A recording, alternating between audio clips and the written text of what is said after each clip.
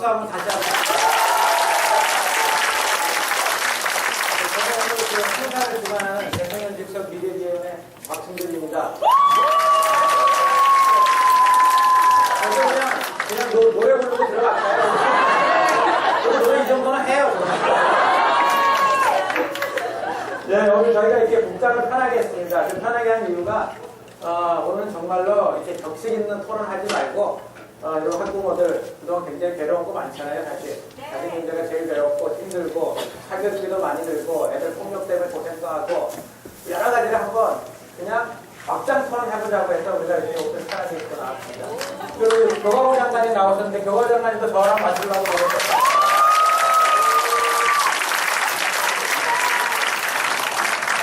저희가 이게 2060, 2020 청기도설이라는 이름을 붙였습니다. 근데 그 중에서 2020년 그때 중에서 가장 중요한 게 교육입니다. 왜냐하면 가장 많이 변할 것 같은 게 저희가 봤을 때 교육이에요. 일단은 고등학교 졸업생이 지금 67만에서 2020년에는 한 37만으로 줄어버려요. 자동적으로. 그래서 지금 사실 우리가 가장 많이 준비해야 될 게 교육이 아닌가 이렇게 저희는 이제 생각하고 있습니다. 그리고 항상 우리가 뭐 청년 실업 문제가 있다. 그리고 왜 우리의 미래 먹거리가 뭐냐 이런 것들을 한 논쟁을 정부 차원이나 어디 하다 보면 결국 끝으로 2시간 후에 끝으로 들어가는 거는 교육이 문제다라고 들어가요. 교육이 문제가 아니면 이제는 지방교육이 문제다 또 이렇게 가요. 그것도 안 돼요. 항상 이제 교육으로 들어가고 또 모든 우리나라 국민들이 대부분이 교육 전문가예요. 그래서 제가 이렇게 나와서 교육 얘기하면 오늘 저녁에 이제 집에 돌아가면 제 집사람이 나보고 어이 당신 교육에 대해서 알아? 뭐랑 나랑 들고 있어? 그게 또 제일 봤거든요. 그러니까 교육 문제가 제일 중요하고 제일 복잡하고 논쟁이 많은데 저희가 2009년부터 굉장히 교육에 대해서 한번 굉장히 세게 한번 바꿔보자, 전체적으로 한번 개혁을 해보자 하고 뭐 이제 속된 말로 저희가 질렀습니다. 그때 이제 우리 교과부 이도 장관께서 차관으로 계실 때 차관님이 이제 주축이 되셨고 제가 이제 옆에서 미래위원장도 지원을 했고 또 한 분이 오늘 못 나왔어요. 그 국회의원인데 그 사직 가수에서 우리 와서 진짜 노래 시키려고 했는데 혹시 뭐 선거법 위반 뭐 그런 게 있을까봐 그 정도는 못 데리고 나왔습니다. 그래서 이제 여기 3명이서 한번 뭐 굉장히 많이 해서 바꾸려고 계속 그렇게 했어요. 근데 결과는 이제 학부모들이 판단하는 거고 조금씩 변화가고 있고 교육은 계속 저희가 이제 바꿔나가야 되는 그런 상황이라고 보고 있습니다. 그래서 오늘 이 토론 특히 여러분들의 많은 의견들이 대한민국 미래를 저는 결정짓는다고 생각합니다. 그래서 우리가 이 이제 토론을 시작하기 전에 구호 한번 외치죠. 제가 둘공둘공 하면 청기노설 세게 하는 거예요. 2번 합니다. 잘했죠? 둘공둘공 청기노설. 둘공둘공 청기노설. 자, 둘공둘공 청기노설. 자, 이제부터 토론 시작하겠습니다. 이제 토론 시작하기 앞서서 먼저 10분 정도만 우리 한국교육개발연구원 원장님이 꼭 10분 정도 자기 본인이 할 말씀이 있다고 하거든요. 근데 8분 50초에 줄여주세요. 왜냐하면 학습자 얘기를 많이 들어야 되기 때문에 딱 8분 50초만 시간 드리겠습니다. 예, 하시죠. 자, 우리 김태환 원장님 박수로 맞이하시죠.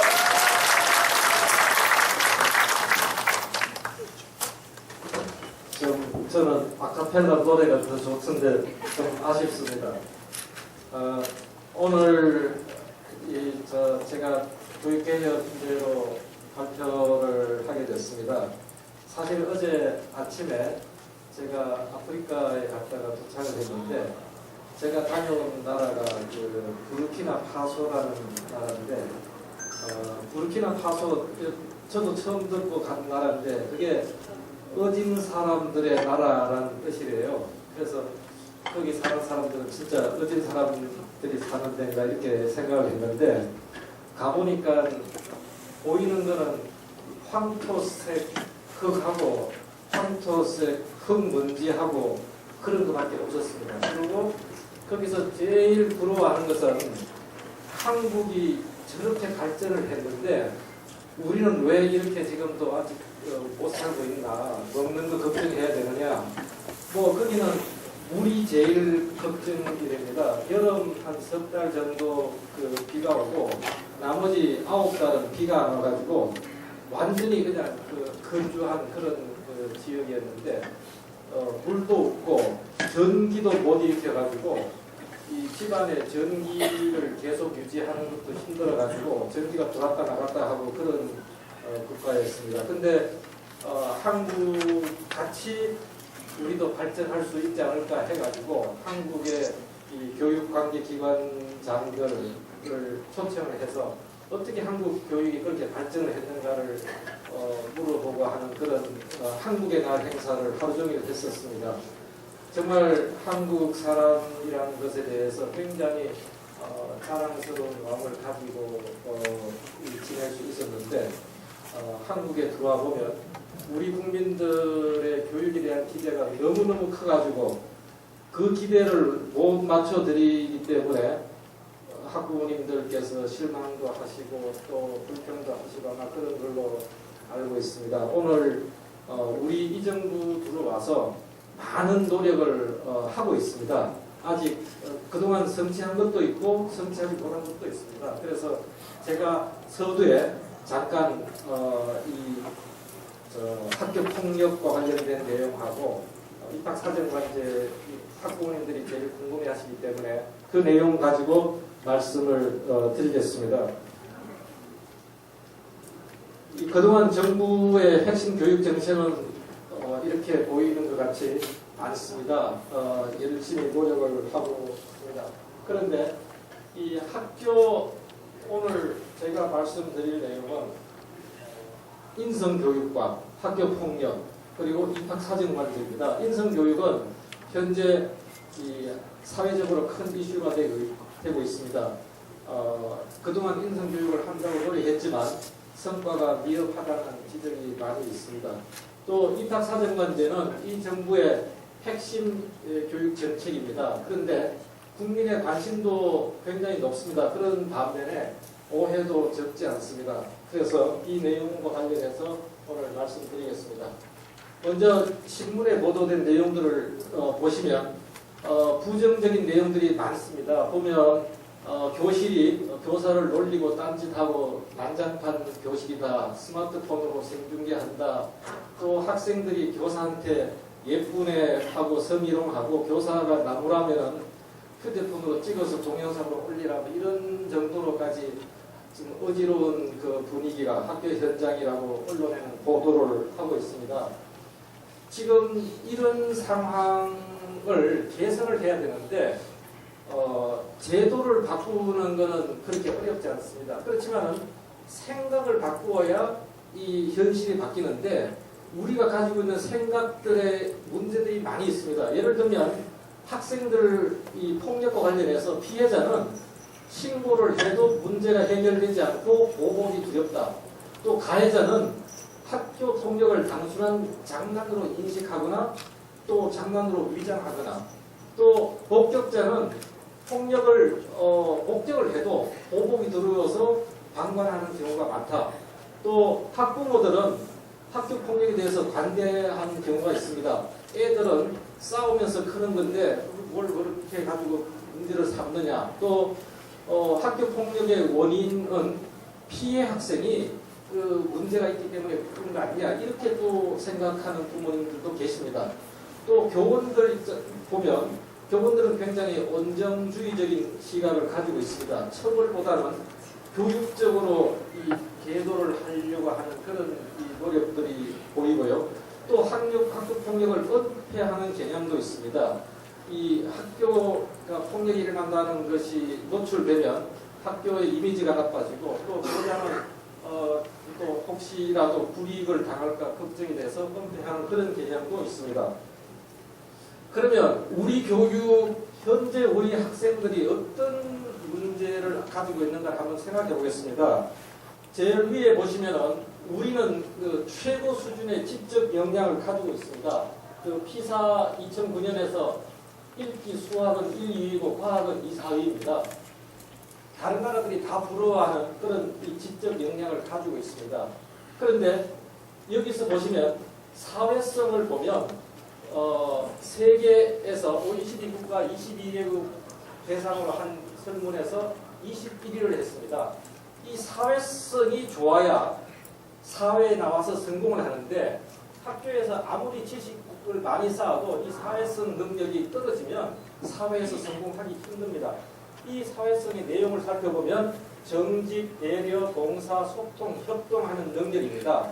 이것을 우리가 키워서 이것을 배워서 사회에 나가야 되는데 이들을 잘 배울 수 있는 기회가 없고 학교에서는 이것만 중요하게 생각합니다. 왜냐하면 좋은 대학 들어가야 되고 좋은 직장 가져야 되는데 모두 시험을 가지고 평가를 하기 때문에 이 지식이 중요한 내용이 되고 있습니다. 그 다음에 이 감성이라고 하는 것은 교과목에 대한 예를 들어서 흥미, 관심, 자신감 등을 이렇게 비교를 해보니까 피사 성적을 내는 그 국가들을 다 비교해 보니까 한국은 이 수학, 과학에 대한 흥미, 관심, 자신감이 42에서 50이 사이입니다. 이게 뭐냐 하면은 좋아하는 마음, 직접 호기심입니다. 이것이 살아 있어야 대학에 들어가서도 공부를 할 텐데 중고등학교 때 이것만 지식만 하고 이거는 그냥 싫어도 억지로 하니까 이거는 다 죽어버리고 대학에 들어가서는 더 이상 공부할 마음이 안 일어나는 겁니다. 그래서 어떻게 하면 이 사회성과 감성 능력을 계속 발전시켜 나가는가 하는 것이 우리 교육이 안고 있는 큰 과제입니다. 보통 우리가 인성이라고 하면은 내용이 좀 막연한데 인성의 내용은 보면 사회성과 감성이라고 볼 수 있습니다. 우리 학교에서 좀 소홀하게 하는 이 부분입니다. 그리고 학교 우리가 창의적인 능력이 있어야 된다고 하는데 이 창의적인 능력은 지식만 있어서는 창의적인 능력이 생기는 게 아니라 사회성과 감성이 능력이 있어야 창의성이 생기는 겁니다. 그래서 현재 우리가 지식만 하고 있는데 앞으로 우리 교육은 이 사회성과 감성을 좀 더 키워주는 인성 교육을 잘해야 되고 그것을 잘해야 전체적으로 창의성이 개발된다고 볼 수 있습니다. 왜 우리가 그러면 그동안 지식만 강조했느냐 하면은 우리 사회에서 성공하려면 시험을 패스해야 됩니다. 좋은 대학 가야 되고 좋은 직장 해야 되는데 전부 다 시험을 통해서 결정이 납니다. 우리 사회를 움직이는 메커니즘은 시험입니다. 그래서 이 시험 때문에 사회성과 감성은 이게 주목을 받지 못하고 개발이 못된 겁니다. 그래서 이 능력은 굉장히 중요한 건데 그동안 소홀히 했던 겁니다. 그래서 우리가 국제사회에 나가보면 제일 중요한 게 이 사회성과 감성, 이 인성입니다. 여러분들 혹시 우리나라 운동선수들이 외국에 나가서 어떤 선수는 성공을 하고 어떤 선수는 실패하고 돌아오는데 그 나라에서 성공하는 선수들, 예를 들어서 차범근, 박지성 이런 사람들은 인성이 참 좋습니다. 국제사회에 나가서 성공하기 위해서는 좋은 인성을 가져야 되는데 그 좋은 인성이 바로 사회성과 감성입니다. 이거를 잘 가진 사람은 국제사회에 나가서도 성공을 하고 이게 없으면 국제사회에 나가서 성공하지 못합니다. 그래서 앞으로 우리 교육은 이 분야를 정말 잘 해야 되는데 이 분야가 너무 부족해가지고 그래서 이 입학사정관제가 도입된 이유는 지식만 가지고 이 선발을 하는 그 시스템을 바꾸기 위해서 학생들의 잠재 능력, 지적 호기심과 이런 것들이 살아있는 학생, 또 사회적으로 봉사하는 경험이 많은 학생, 이런 학생들이 대학에 들어와서 공부할 수 있도록 하려고 하는 것이 입학사정관제입니다. 그런데 입학사정관제가 정말 앞으로 잘 정착을 해야 되는데 그 정착을 우리 모두가 이제 노력해서 이루어 나가야 된다고 봅니다. 그동안 정부에서 인성 교육을 더 하기 위해서 좀 더 이런 노력들이 이루어졌습니다. 그런데 학교 폭력과 관련해서 보면 앞으로 우리가 좀 더 노력해야 될 부분은 이 학교가 학생들이 가고 싶어하는 그런 행복한 학교로 만들도록 노력해야 된다. 어떻게 하면 될까? 이것은 우리가 같이 노력을 해나가야 될 일이고 또 사소한 괴롭힘도 학교에서 더 이상 일어나지 않도록 해야 된다. 그리고 또 이 게임, 폭력 게임에 노출되는 것을 제한해야 된다. 그런 게 더 있고요. 또 일진 학생들은 완전히 제거를 해야 되고 그리고 이런 그 가해 학생이나 이런 것도 우리 사회가 다 안고 가야 될 우리 아이들입니다. 그래서 저는 이렇게 생각합니다. 가해 학생하고 이 피해 학생들을 해병대 캠프에 넣어가지고 한 일주일간 같이 그 힘든 훈련을 한번 경험하게 하면 가해 학생들은 이 옆에 있는 이 친구하고 내가 같이 힘을 모아가지고 이 일을 해야 되는데 그런 생각을 하게 되고, 또 피해 학생은 굉장히 이 나약한 그 마음으로는 사회를 살아갈 수 없구나, 더 강하게 내가 이걸 이겨내야 된다 하는 그런 강한 마음이 생긴다고 봅니다. 그래서 저는 해병대 캠프에 한 일주일씩 가해 학생, 피해 학생 보내서 좀 했으면 좋겠다는 생각이 들고요. 그다음 입학사정관제 말씀을 드리면 2008년에 시작해가지고 지금 현재 121개 교회에서 한 12% 정도가 입학사정관제로 들어옵니다. 조금 전에 말씀드렸다시피 입학사정관제 도입 취지는 성적 가지고 들어오는 것은 한계가 있으니 인성이 좋고 사회성이 좋은 그런 학생을 뽑자는 취지가 있습니다. 그래서 입학사정관제가 좀 더 잘 정착하도록 이런 제안들을 하고 있습니다. 그러면 우리 아이들이 지적체를 겸비한 그런 인격체로 자라도록 해야 되는데 학교와 정부의 힘만 가지고는 부족합니다. 그래서 우리 사회 전체가 가정, 학교, 사회, 정부 모두가 함께 노력해야 됩니다.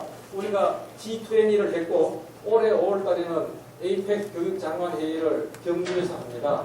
우리가 세계적으로 교육 리더십을 발휘해야 하는 그런 시기에 살고 있기 때문에 가정, 학교, 사회, 정부 모두가 함께 노력하는 그런 것을 하면 제가 감히 우리나라가 세계적으로 교육을 이끌어갈 수 있다 생각합니다. 그리고 이주호 장관님도 그동안 얼마나 노력하셨는지 모릅니다. 저는 감사드리고 앞으로 모든 일들이 여러분들과 함께 잘 되기를 바라겠습니다. 대단히 감사합니다.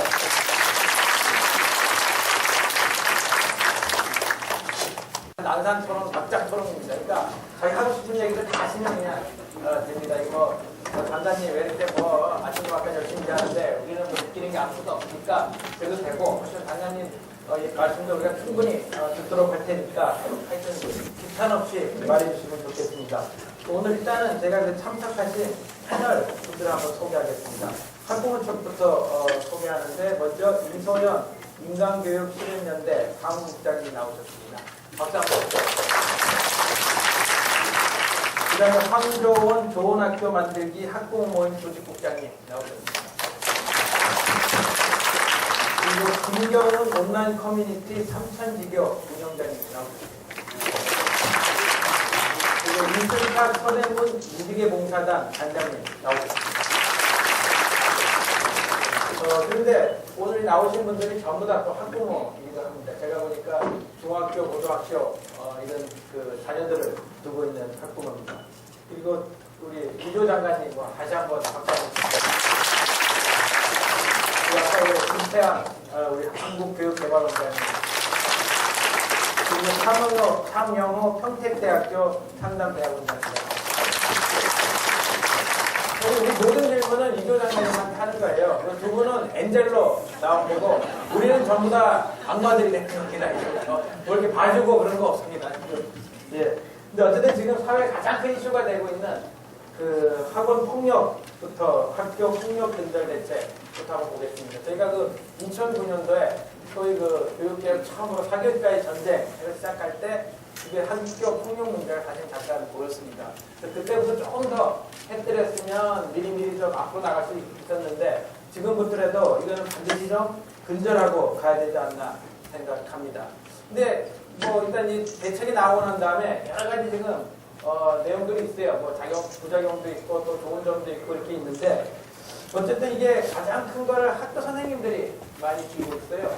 학교 선생님들이 많이 쥐고 있는데 학교 선생님들 말 들어보면 할 수 있는 역할이 굉장히 없다고 해요. 왜냐하면 제가 중고등학교 이렇게 다닐 때는 저는 엄청 얻어터지고 다녔어요. 정말 선생님들한테. 근데 지금은 그렇게 선생님들이 애들 때리던가 그걸 못한다는 말이에요. 그리고 그 때리는 게 꼭 좋았다고는 저는 보지 않아요. 근데 이제 지금 잘못 그랬다가 이렇게 찍었다가 다 오시고 그러거든요. 그리고 이때는 그래도 별명 독거미, 독사 다 있었죠. 그래서 독거미 떴다 그러면 그냥 다 부르고 도망가고 했는데 지금은 또 그렇지도 못하는 것 같아요. 그래서 이게 사실 학교 문제만 보는 게 아니라 사실은 어떻게 보면 사회 문제로 요번 대책이 약간 전환이 간 거거든요. 전체 맞다고 봐요. 학교에서 그 사회 문제, 학교 문제 부분에 사회 문제로 봐주고 이제 교사들이 어느 정도까지 역할과 이걸 할 수 있느냐 하는 문제도 우리가 잘 한번 생각해 봐야 되는 문제고, 뭐 그러면 교사들한테 어느 정도 조건의 강화 그걸 이제 줄 수 있느냐 하는 문제도 있고, 먼저 요거는 이주호 장관님 그 대책 발표 이후에 어떤 생각을 갖고 계신지 한번 말씀해 주시고, 그 내부는 잘 들었다가 엄청 반박하십니다. 예.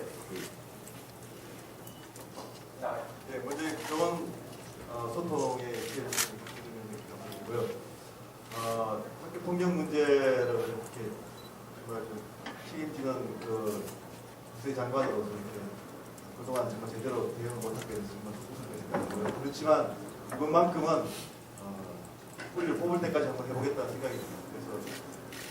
그래서 그동안 왜 이렇게 안 되느냐를 이렇게 따져보면요, 크게 한 두 가지인데요. 첫째는 학교에서 폭력을 좀 적극적으로 대응하지 못했다. 뭐 앞에서 우리 박순희 위원장 말씀하신 대로 교사분들이 일단 그걸 대응하려는 권한이 좀 적은 부분도 있고, 또 지원을 해주는 부분도 적었고, 그러다 보니까 그냥 덮어두는 게 좋다 하는 부분이 많았고요. 또 정말 피해자 아이들이 어떻게 해볼 수가 없나, 신고를 하려고 신고해봐야 별로 아무런 도움이 안 된다는 그런 부분들이 많았습니다. 그래서 이번을 계기로 해서 아무리 사소한 괴롭힘이고 폭력이고 폭력은 범죄다 하는 인식하에서 철저하게 대응하는 그 학교 문화를 굉장히 중요하다고 생각합니다. 두 번째 방향은 결국은 이게 근본적으로 저희는 이제 이게 지금 우리가 정말 온 사회가 나섰기 때문에 대통령께서도 여러 번 말씀하셨고 현장도 방문하셨고 총리께서 직접 발표를 해주셨고, 그래서 저는 이번을 계기로 해서 겉으로 드러나는 학교 폭력은 많이 줄어들 거라고 생각합니다. 지금 이제 당장 많이 줄어들 거라고 생각하는데요. 그렇지만 이제 표면 밑으로 가라앉을 가능성이 있습니다. 따돌림이라든지 눈에 안 보이는. 그래서 그런 부분은 인성교육을 강화해야 된다. 우리나라가 전통적으로 인성교육이 강한 나라였는데요. 어느 순간부터 참 많이 약화됐습니다. 그래서 인성교육을 실천하는 교육을 어릴 때부터 시작해야 된다. 그리고 지금 그것을 되살릴 지금 때가 됐다 이렇게 생각을 하고요. 앞에서 우리 김태환 의장이 발제도 했었습니다만 좋은 인성을 갖춘 인재를 기르는 것이 21세기가 요구하는 인력을 기르는 것이거든요. 그래서 그런 차원에서 우리 교육에서 인성 교육의 실천을 되살리는 그런 계기를 만들겠다는 각오를 가지고 있습니다. 예, 그 장관님 말씀하셨는데 우리 그 김경훈 학부모님은 좀 딴 생각 가지신 것 같아요. 안 나오나요? 네. 저는 좀 다른 생각 갖고 있는데요. 며칠 전에 이제 장관님께서 대책으로서 선생님에 대한 처벌, 현직 선생님에 대한 처벌을 좀 말씀을 하셨는데요. 사실 저는 개인적으로 다른 생각을 좀 가지고 있습니다. 왜 그러냐면 저는 제가 학부모 커뮤니티 대표기도 하지만 현재 학교 운영회의를 나가고 있거든요. 한 달에 한 번 정도 학교 운영회의를 나가는데 실제적으로 학교 운영회의는 학생이 참석하지 않아요. 그러니까 제가 이렇게 눈여겨서 보시면 원래 학교와 관련된 학교 운영회의는 기관일 텐데 그곳에 학생이 존재하지 않는다.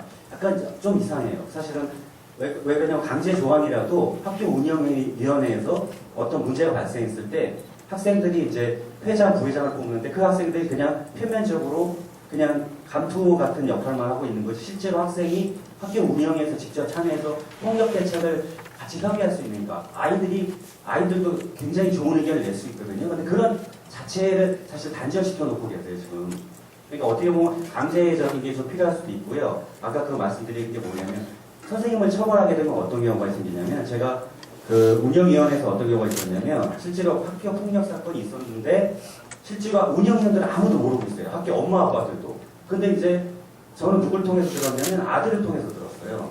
그러니까 그게 뭐냐면 그 대책으로서 그거를 어떤 선생님에 대한 페널티를 주고 그런 대책을 준다고 해서 그게 어떻게 보면 풀뿌리, 그러니까 밑으로 더 아주 가라앉을 수 있다는 거죠. 그러니까 작은 문제점조차 벌써 사전에 벌써 차단을 해버리게 되면은 오히려 그게 이제 책임을 묻는 게 아니라 오히려 아예 소통조차 못하게 만드는 단절적인 거로 갈 수 있다고 또 봅니다. 그러니까 교사 처벌은 좀 문제가 있다고. 네, 문제가 있다고 봅니다. 그 다음에 이소연 이소연 학부모도 또 생각이 좀 약간 네. 또 두 분하고도 다 다른 것 같아요. 장관님하고. 지금 교사의 근무 현실이 어떤지 파악을 하시고 이런 교사의 직무유기로 형사입법까지 되는 그런 현상을 발생을 했는지 묻고 싶습니다. 교사가 담임을 맡고 있으면 실제로 수업에 필요한 준비를 하기도 굉장히 바쁜 실정인데 교사라는 이유만으로 아이를 맡고 있다는 이유만으로 아이들이 폭력 사태를 등하시겠다고는 생각하지 않습니다. 단지 적극적으로 대처하지 못했다고 그 이유로만으로 교사를 징계한다는 것은 굉장한 교사에게만 책임을 지우는 듯한 그런 느낌을 갖고요. 그리고 교사들이 괜찮습니다. 예, 우리가 대학교는 짧게 하는 게 좋아요. 2분. 제가 이거 너무 많이 가면 한번 땅 칠 거거든요. 그럼 무조건 끝내줘야 됩니다. 예, 지금 우리가 이제 학교폭력잔치위원회라고 있잖아요. 폭력이 일어나면 이제 잔치위원회를 열게 돼 있는데 그게 한 학교당 그 한 건이 전혀 안 됩니다. 0.67건밖에 안 되거든요. 근데 실제로 학교폭력은 훨씬 많습니다. 그래서 지금까지 너무 이거를 덮어두고 있었다 하는 거거든요. 그럼 그걸 이제 드러내게 해야 되는데 드러내게 하려면 어떻게 하는가를 이제 고민을 해보면 일단 그 드러내놓고 이렇게 이제 열심히 하는 쪽에 많이 이제 장려를 해야 되겠죠. 그런 시스템이 같이 지금 들어가 있습니다. 선생님들이 열심히 할수록 인센티브를 드리는 쪽에 들어가 있고요. 그렇지만 항상 그 당근과 직직이 같이 가야 되는 거 아니겠습니까? 그래서 그렇게 많이 장려를 해드리고 또 지원도 해드리고 하는데도 불구하고 그러니까 저희가 지금 그 과거를 생각하는 게 아닙니다. 과거에는 선생님들이 하고 싶어도 못하는 그런 구조가 많이 있었습니다. 법적 권한도 없었고 지원도 없었고 근데 그걸 다 해드리겠다는 겁니다. 해드리면서 그런데도 안 하시는 경우에는 그러면 사실 그 교원의 4대 비리라는 것이 성적 조작 같은 것이 4대 비리거든요. 그러면 학생의 성적을 조작하는 거나 학생들에게 정말 치명적인 폭력 사실을 은폐해서 기록을 안 하는 거나 그건 어느 게 더 위중한지 사실 비슷하다고 봐야 되는 거 아니겠습니까? 그래서 저희가 4대 비리에 부검가도록 그 징계를 하겠다는 뜻입니다. 그래서 그게 요 정책만 있는 게 아니고 다른 걸 다 지원해드리면서 하겠다는 그런 뜻입니다. 네. 다른 분들 혹시 예. 학교 폭력하고 연결해서 지금 이제 과거보다는 앞으로의 제도의 부분에 대해서 말씀을 해주셨는데요. 제가 이제 학부형으로서 궁금한 점은 저도 이제 큰 아이 학교에서 학자위 위원으로 활동을 하고 있고요. 그리고 이제 현장에서 단일 학교에서도 학부모 활동을 하고 있기 때문에 선생님들이 정말 얼마나 생활지도 힘드신지 그런 여러 가지들을 알고 있고요. 그리고 이제 저희 학교 같은 경우는 지금 그린카드제 도입 말씀하셨는데 이미 작년부터 그 학생 인권 조례 것과 관련하여서 결국은 학교의 규칙이나 어떤 그런 것들을 지키는 주체는 학생이기 때문에 학생과 학부모와 교사가 함께하는 공청회도 열었고요. 그리고 생활지도면이 너무 안 되고 심지어는 학교 안에서 선생님이 담배를 소지하고 있거나 해도 아이들 수시폰 검사를 할 수가 없으니까 쉬는 시간에 고3 아이들은 화장실에 가서 담배를 피고 오히려 옆에 교실 아이들은 그것 때문에 너무 학습에 방해가 된다고 아이들이 정말 탄원서를 제출하고 그게 사실 단일학교의 현실이거든요. 그랬을 때 이 그린카드제가 도입이 된다라고 해도 막상 지금 서울시 같은 경우에 인권조례안 때문에 학교 현장에서 그게 적용되기 굉장히 힘들다라는 거예요. 그랬을 때 교과부에서 어떤 역할을 해주실 수 있는지 그게 궁금하고요.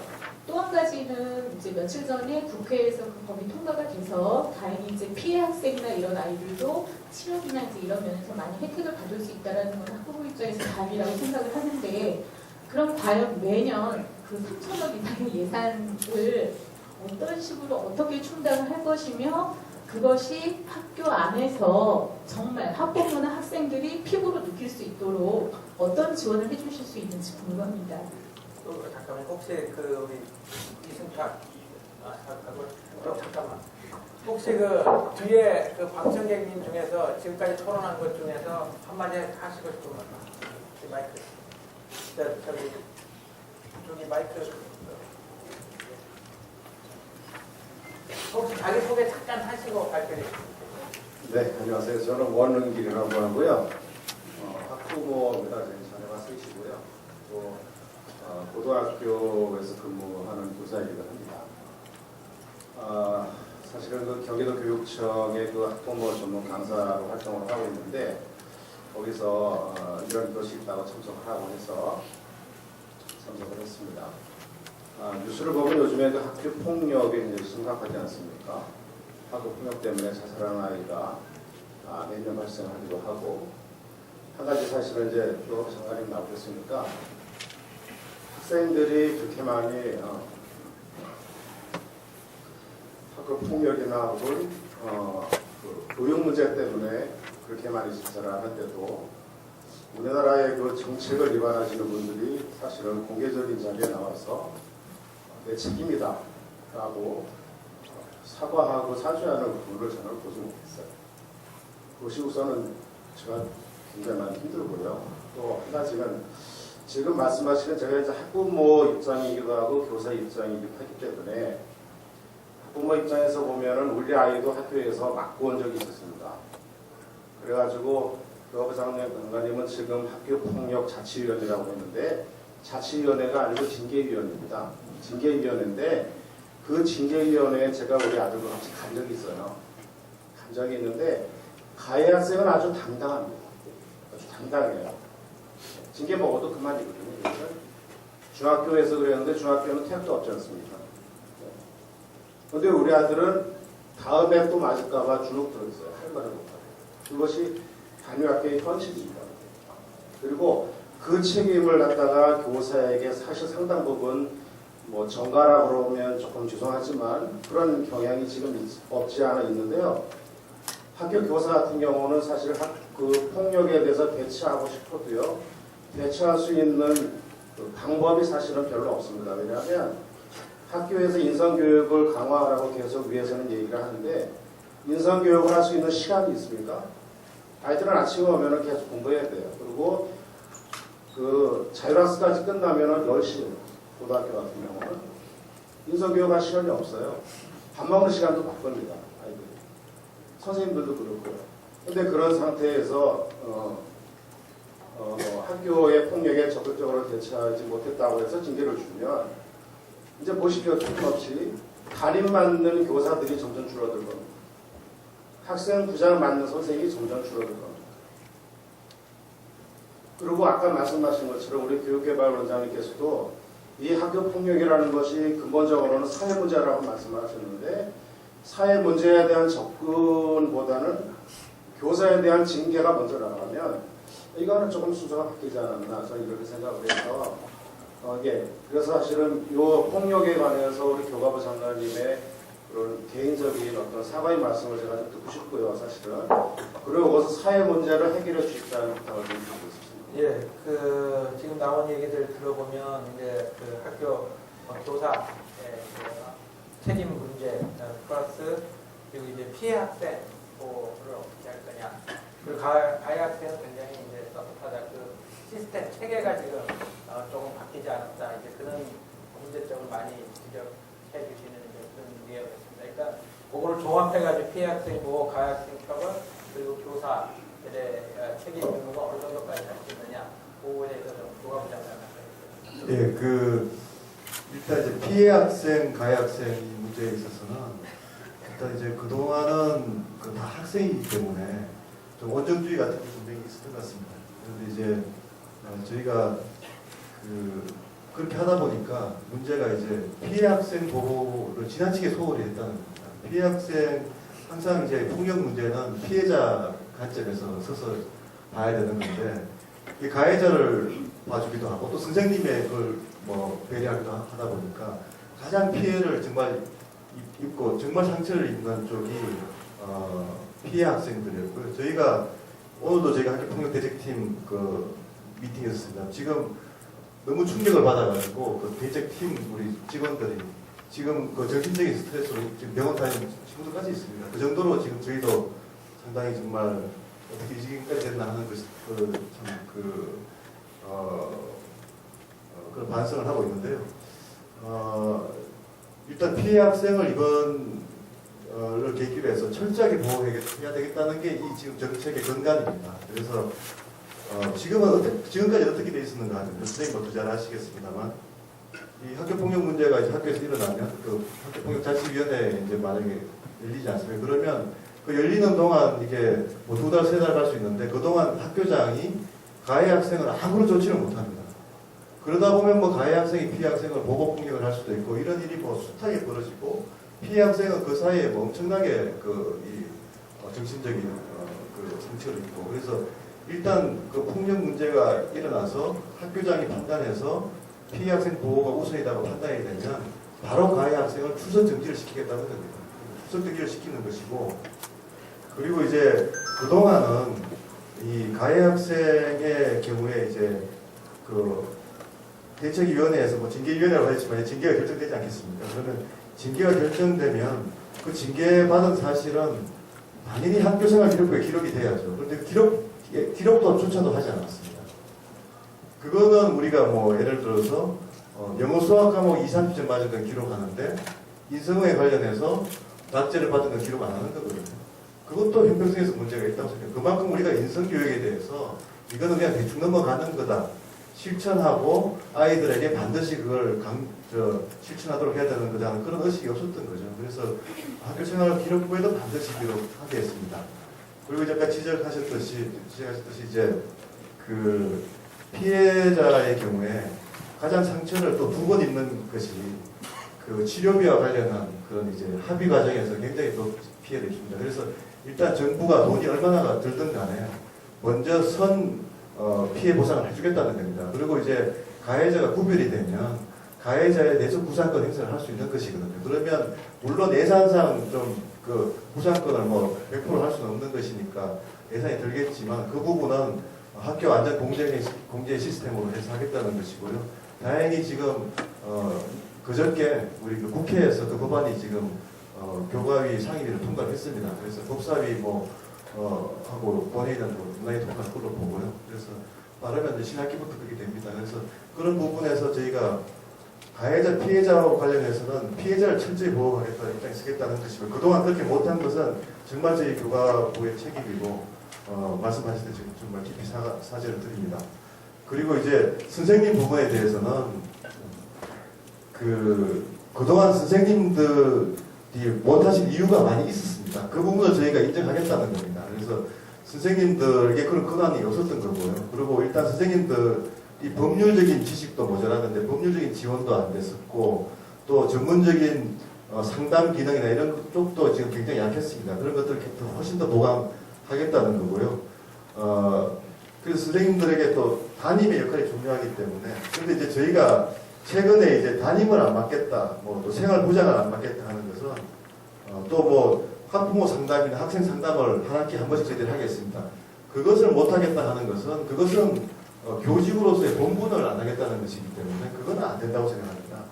당연히 그건 하셔야 되는데 그것을 하실 때 정말 힘들어서 못 하겠다는 그런 부분은 교과부가 적극적으로 지원하겠다는 겁니다. 그래서 일단 복수담임제라고 해서 이제는 정규 교사분들은 다 담임을 맡으시도록 정담임을 맡고 지금 현재 보면 이제 담임 모든 교사가 다 담임을 맡으시는 게 아니니까 지금 서로 투입하는 경향이 있거든요. 그러니까 모든 교사들이 기본적으로 다 담임을 맡도록 하겠다는 게 저희들 생각입니다. 그래서 부담임이라도 맡으셔서 역할 분담해서 좀 학생들 생활 지도에 교사 한 분 한 분이 좀 책임을 져달라는 것이고요. 그렇게 할 때 수당도 드리고 지원도 더 해드리겠다는 그런 뜻입니다. 보조 말씀 잠깐 드릴 게 있는데요. 가해 학생 처벌과 관련해서요. 좀 실질적인 측면에서 이제 말씀드리고 싶은 게 있는데 지금 이제 학교에서 폭력 사태가 일어나게 되면은 우선 그 가해 학생한테 이번 그 정부 종합 대책에서 보면은 어떤 출석 정지를 한다든지 또 심한 학생한테 이제 전학을 보내기도 합니다. 근데 문제는 그 가해 학생이 전학을 가거나 또는 출석 정지 후에 등교를 했을 때 또 똑같은 폭력 사태를 일으킨다는 게 문제입니다. 이게 근본적인 치유책이 안 되는 거죠. 그런데 문제는 더군다나 지금 피해 학생 같은 경우에는 피해를 당하고 나서 그 가해 학생이 같은 학교를 다니고 있어요. 또는 옆에 학교에 전학 가서 다니고 있습니다. 그러면은 신고를 못 합니다. 보복이 두려워서. 그게 현실인데, 그래서 저는 그런 생각을 해봅니다. 이 가해 학생들을 분리 교육을 해야 한다고 생각합니다.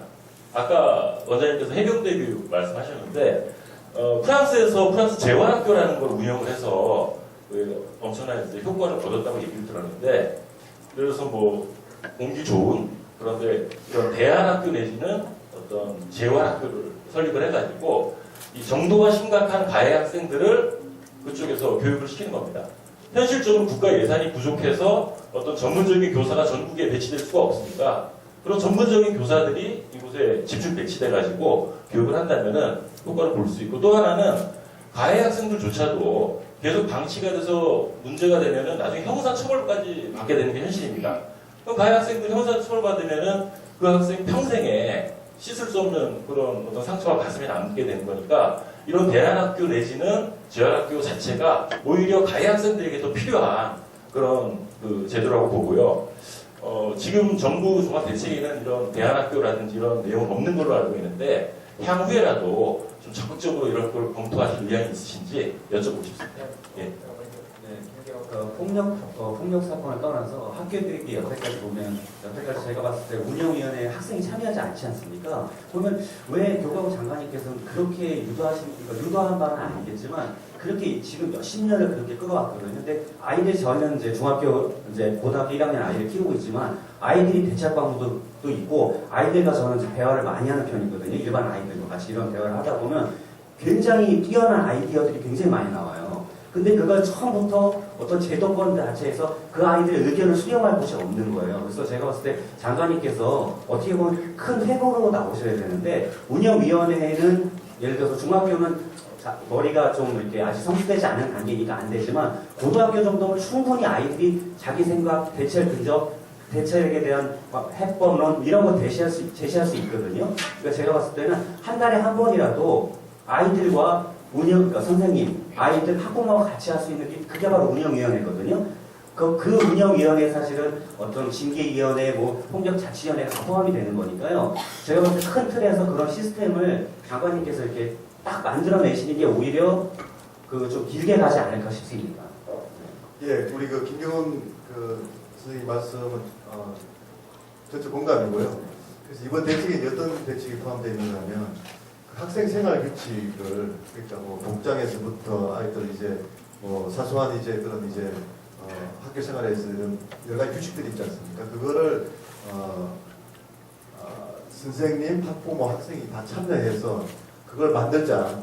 그래서 지금 원래 1학기는 모든 학교들이 그걸 같이 만들자는 겁니다. 저희가 지금. 그래서 2학기 때부터는 그걸 다 지키자는 겁니다. 그러니까 그린카드 이제 말씀하셨습니다만 사실 학교 폭력이 없는 학교들을 보면 그런 생활 규칙들을 그러니까 이제 폭력이라는 게 우리 뉴욕시 사례도 잘 아시겠습니다만 그 뉴욕 시장의 한 일이 유리창 깨는 것부터 없앤 거 아니겠습니까? 사소한 일부터 이렇게 잘 지켜나가야지 큰 일이 안 터지는 것이거든요. 그러니까 사소한 생활 규칙을 이제 잘 지키게 해야 되는데 그 핵심이 규칙을 만드는데 모두 다 참여해야 된다는 겁니다. 참여를 해야지 학생들이 지킵니다. 그러니까 이제 그게 어떻게 보면 인성교육의 출발점입니다. 그 인성교육이라는 게 별 것이 아니고 사실은 규칙을 잘 지키는 습관을 붙이는 거 아니겠습니까? 그래서 저희가 이번만큼은 학생 생활 규칙이 그냥 문서로만 있는 것이 아니고 다 참여해서 만들고 그 만들고 나면 학부모와 학생에게 일일이 다 동의서를 만들어야 돼요. 동의서를 다 받아가지고 지키는 걸로. 그렇게 하면 훨씬 더 이제 그 규칙을 지키는 문화가 될 거라고 생각하고요. 학교 운영위원회 지금 작년에 그 법제화가 돼서 학생 대표의 의견을 들어야 한다 하는 그 조항이 들어갔습니다. 들어갔는데 네, 실제적으로 아이들이 참여하진 않아요. 네, 아닙니다. 그래서 이번을 계기로 해서 저희가 그 학교 운영위원회 학생 대표 의견을 듣는 것도 훨씬 더 활성화되도록 그렇게 하겠습니다. 그래서 선생님 그 취지는 저희가 100% 동감을 하고요. 지금 말씀하신 그 부분도 저희가 굉장히 중요하다고 생각을 합니다. 제가 오늘 이제 여기 오기 전에 종교계 그 지도자분하고 방문을 해서 이 재활치료기관에 대해서 협조를 부탁을 했습니다. 사실 재활치료는 굉장히 어렵습니다. 기존의 공교육 시스템에서 참 하기 힘들거든요. 선생님들도 힘들어하시고 정말 이렇게 체력 단련부터 해야 되는 경우도 있을 수도 있고 그렇기 때문에 보통의 선생님들이 참 하기 힘들기 때문에 사회봉사기관이든 종교기관이든 대안학교든 그런 학교들을 잘 운영을 해야 되고요. 그거는 정부가 먼저 나가기보다는 교육청에서 교육감들이 많이 지금 고민들 하시는 분들이 많습니다. 대구 같은 경우에는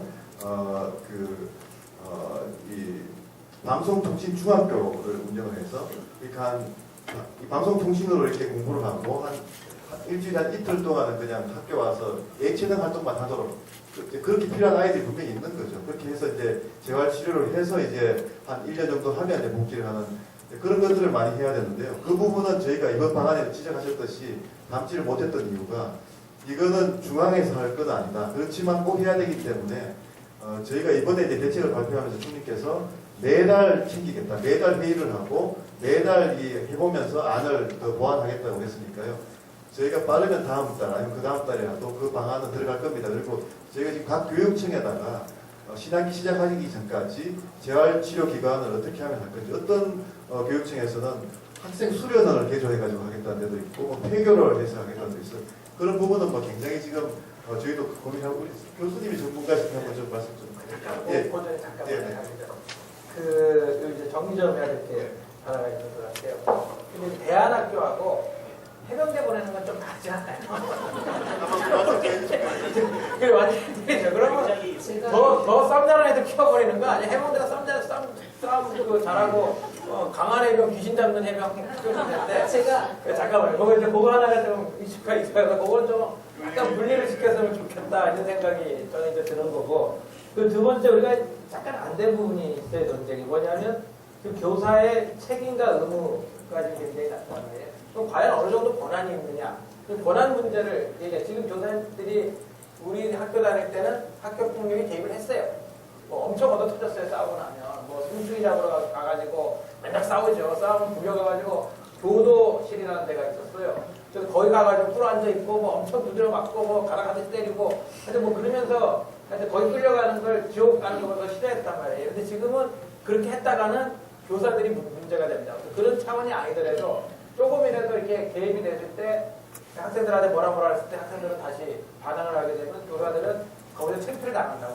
그러면 이제 완전히 이렇게 선생하기가 굉장히 어렵다는 생각이 들고 그러니까 그 책임과 의무를 할 때 과연 좀 과거와는 달리 선생님들한테 어떤 권한을 이제 앞으로 줄 건가. 그래서 이제 아까 말씀드렸듯이 학생 생활 규칙을 잘 준수하는 문화를 만들면 그걸 통해서 교권이 살아나는 겁니다. 교권이라는 게 딴 게 아니고 학교의 문화가 이 규칙을 잘 지키고 민성교육이 살아나면 그게 교권이 살아나는 것이 뭐 교권, 뭐 학생 문화 이런 게 있는 것이 사실 그렇게 그걸 따로따로 해서 이렇게 뭐 마치 그게 상충되는 듯이 이렇게 접근하는 것이 바라지가 않거든요. 그래서 그런 부분은 이제 생활 규칙부터 하겠다는 것이고요. 이제 우리 이 의장님 말씀하신 대로 과거에 뭐 우리가 선생님들이 많고 그랬지 않습니까? 그거는 이제 앞으로는 이제 그 체벌은 그건 거의 없어졌어요. 너무 없어졌어요. 예, 뭐 도구나 신체를 이용한 체벌은 안 된다는 것이고요. 그건 저희 교감 입장도 같습니다. 그렇지만 이제 뭐 소위 훈육벌이라고 해서 뭐 운동장을 돌게 한다든가 뭐 이런 것들도 그 어느 정도 할 것이냐도 생활 규칙에 담을 수가 있거든요. 그러니까 생활 규칙에 담아서 정말 이제 법대로 하자는 거죠. 그렇게 했을 때 이제 문화가 달라진다는 것이고요. 그리고 이제 징계에 대해서도 과거에는 이제 학교폭력 자치위원회에서 이렇게 다툼이 있으면 제 징계를 못했었는데 출석 정지를 하자는 것이고요. 그래서 이제 그런 부분들에 대해서 권한을 명확하게 드리겠다는 것입니다. 근데 이제 그 제가 보기에는 예를 들어서 이제 운동장 5바퀴 돌아라. 안 돌겠다, 네가 돌아라. 그러면 어떡하냐 이거죠. 네, 거기에 대해서 생활 규칙이 있는 거죠. 생활 규칙에 따라서. 학생에 대해서 이제 문제가 있다고 했을 때 혹시 그런 학생들이 많은 학교는 이제 학생 지도를 잘못한 걸로 교육청에 대해서 안 좋게 평가될 수 있지 않느냐 하는 이제 그런 문제가 발생해가지고 자꾸 숨기려는 거 아니었냐 하는 나는 그런 게 있을 수가 있는 거거든요. 왜냐하면 이게 모든 게 보면 이게 그 해병대도 그래요. 다 좀 숨기려는데요. 그러니까 지금 저렇게 됐을 때 그 문제를 어떻게 해야 할 거냐. 그래서 저희가 이제 과거의 정보 공시 제도에 그 이제 우리 학교 정보가 많이 공시되고 그에 따라서 이제 학교 평가가 이루어지는데요. 그 학교폭력자치위원회를 얼마나 많이 열었느냐, 많이 열면은 이게 안 좋은 걸로 이렇게 하는 그런 이제 시스템이 있습니다. 그걸 저희가 전면 개편을 해서 오히려 드러내놓고 많이 개선을 하면 그 학교를 가점을 주는 방식으로 좀 바꿉니다. 그래서 그 부분은 좀 그러니까 진료가 많고 그리고 많은 오히려 많이 드러내서 해결하는 노력을 하는 학교를 리셋해볼 겁니다. 네. 아까 해병대 문제는 전문가이십니다. 모든 거를 조금만 해주시면 일단은 뭐 해병대 이런데 입소시키는 혹시 관계자 계시는지 모르겠습니다. 저는 개인적으로 반대입니다. 가해자하고 피해자를 같이 몰아놓고 그들이 어떤 고생을 같이 하면 정신 구조가 달라질 거라고 하는 것은 고사입니다. 그 다음에 말씀하신 그 대안학교로 보내는 그 군에서 이렇게 하고 있습니다. 군에 부적응자가 생기면은 비전 캠프라고 하는 데 보내요. 근데 문제가 비전 캠프를 갔다 오게 되면 이 사람이 낙인이 빠지킵니다. 저는 비전 캠프 갔다 오면 문제 있는데요. 그러다 보니까 이제 완전히 얘가 10배가 되어버리는 거죠. 그래서 이런 문제들 조금 더 저희들이 깊이 고민해봐야 되는 문제입니다. 아까 그 장관께서 사과할 의도가 없으시냐고 물으셨는데 사실 이런 문제만 나오면은요 교사들은 집안에서 교육 잘못했다고 그러고요. 어떤 또 교수선생님들은 학부모들은 학생들의 학교의 책임이라 그러고 언론에서는 경쟁구조적인 사회 자체가 문제라 그러고 그래 책임을 묻기 시작합니다. 그런데 제가 보기에는 제가 정확한 통계는 기억이 안 납니다만 한국 가정의 대략 한 35% 이상이 폭력을 경험한 가정이라 그러거든요. 다시 말하면 이 중에 35% 이상은 누군가 때리건 누군가 맞는 걸 봤다는 거죠. 그런 어떤 사회 속에서 우리가 살고 있기 때문에 누구의 책임이기 때문에 누가 사과해주는 따지기 전에 이런 일이 일어났을 때 진짜 나는 무엇을 했는가를 먼저 고민해봐야 됩니다. 나는 뭐 했는가?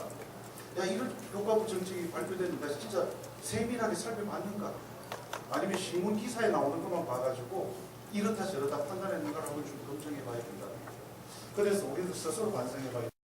두 번째 이번 학교폭력 대응책이 탁월한 방식이라고 보는데 폭력을 폭력으로 규정해버린 겁니다.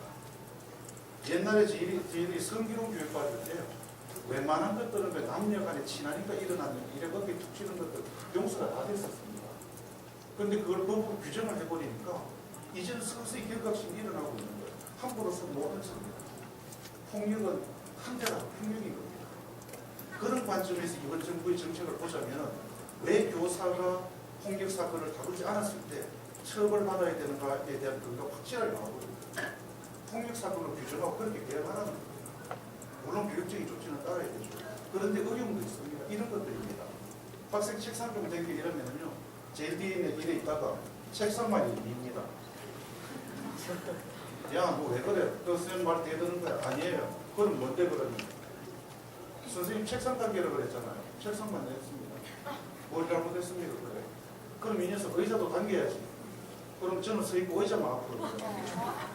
자, 이런 아이들 어떻게 하시겠습니까? 때려야 되겠죠. 이런 일들이 진짜 우리 주변에 지금 계속 일어나고 있는 거예요. 그렇다면 이런 문제들을 지금 한두 가지 어떤 정책으로 해결하려는 것이 아니고 인성교육을 하겠다는 거예요. 이런 인성교육이 가능하도록 교대나 사범대 출신자들에 대해서 6학점 이상 인성이라든지 이런 데 대해서 교육을 받도록 지금 규정해 나왔고요. 그 다음에 말씀하신 대로 저는 보면 학생들 스스로 역량을 가지고 있습니다. 고등학교라고 하셨는데요. 유치원에서도 가능합니다. 학생들 스스로 논의하고 나는 핵폭력을 어떻게 대응할 것이며 이렇게 돼서 방관자로서 아니라 나는 어떻게 참여해 줄 것인가 충분히 가능하고 역량을 가지고 있습니다. 저는 우리 학생들 믿습니다. 교수님 말씀 들으니까 여기서 반성해야 될 것 같아요. 제가 이렇게 애들은 싸우면 큰다 그런 얘기를 많이 했는데 저도 이렇게 폭력을 방치하는 것 같습니다. 그리고 이제 요 하나만 짚고 넘어가죠. 지금 이제 학생 인권조례 이게 굉장히 교과부하고 부딪히는 인권조례.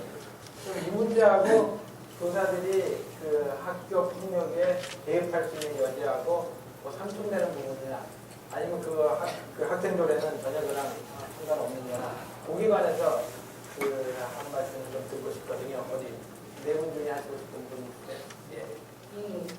학생인권 조례가 제정된다고 해서 그것이 교사의 권한을 반하는 거라고 생각하지 않습니다. 학생인권 조례는 여태까지 보호받지 못한 학생들, 소외되었던 학생들을 보호하자는 차원에서 만든 것이기 때문에 그것과 교사의 권한을 결부시킨다는 것은 굉장히 큰 차이라고 생각을 합니다.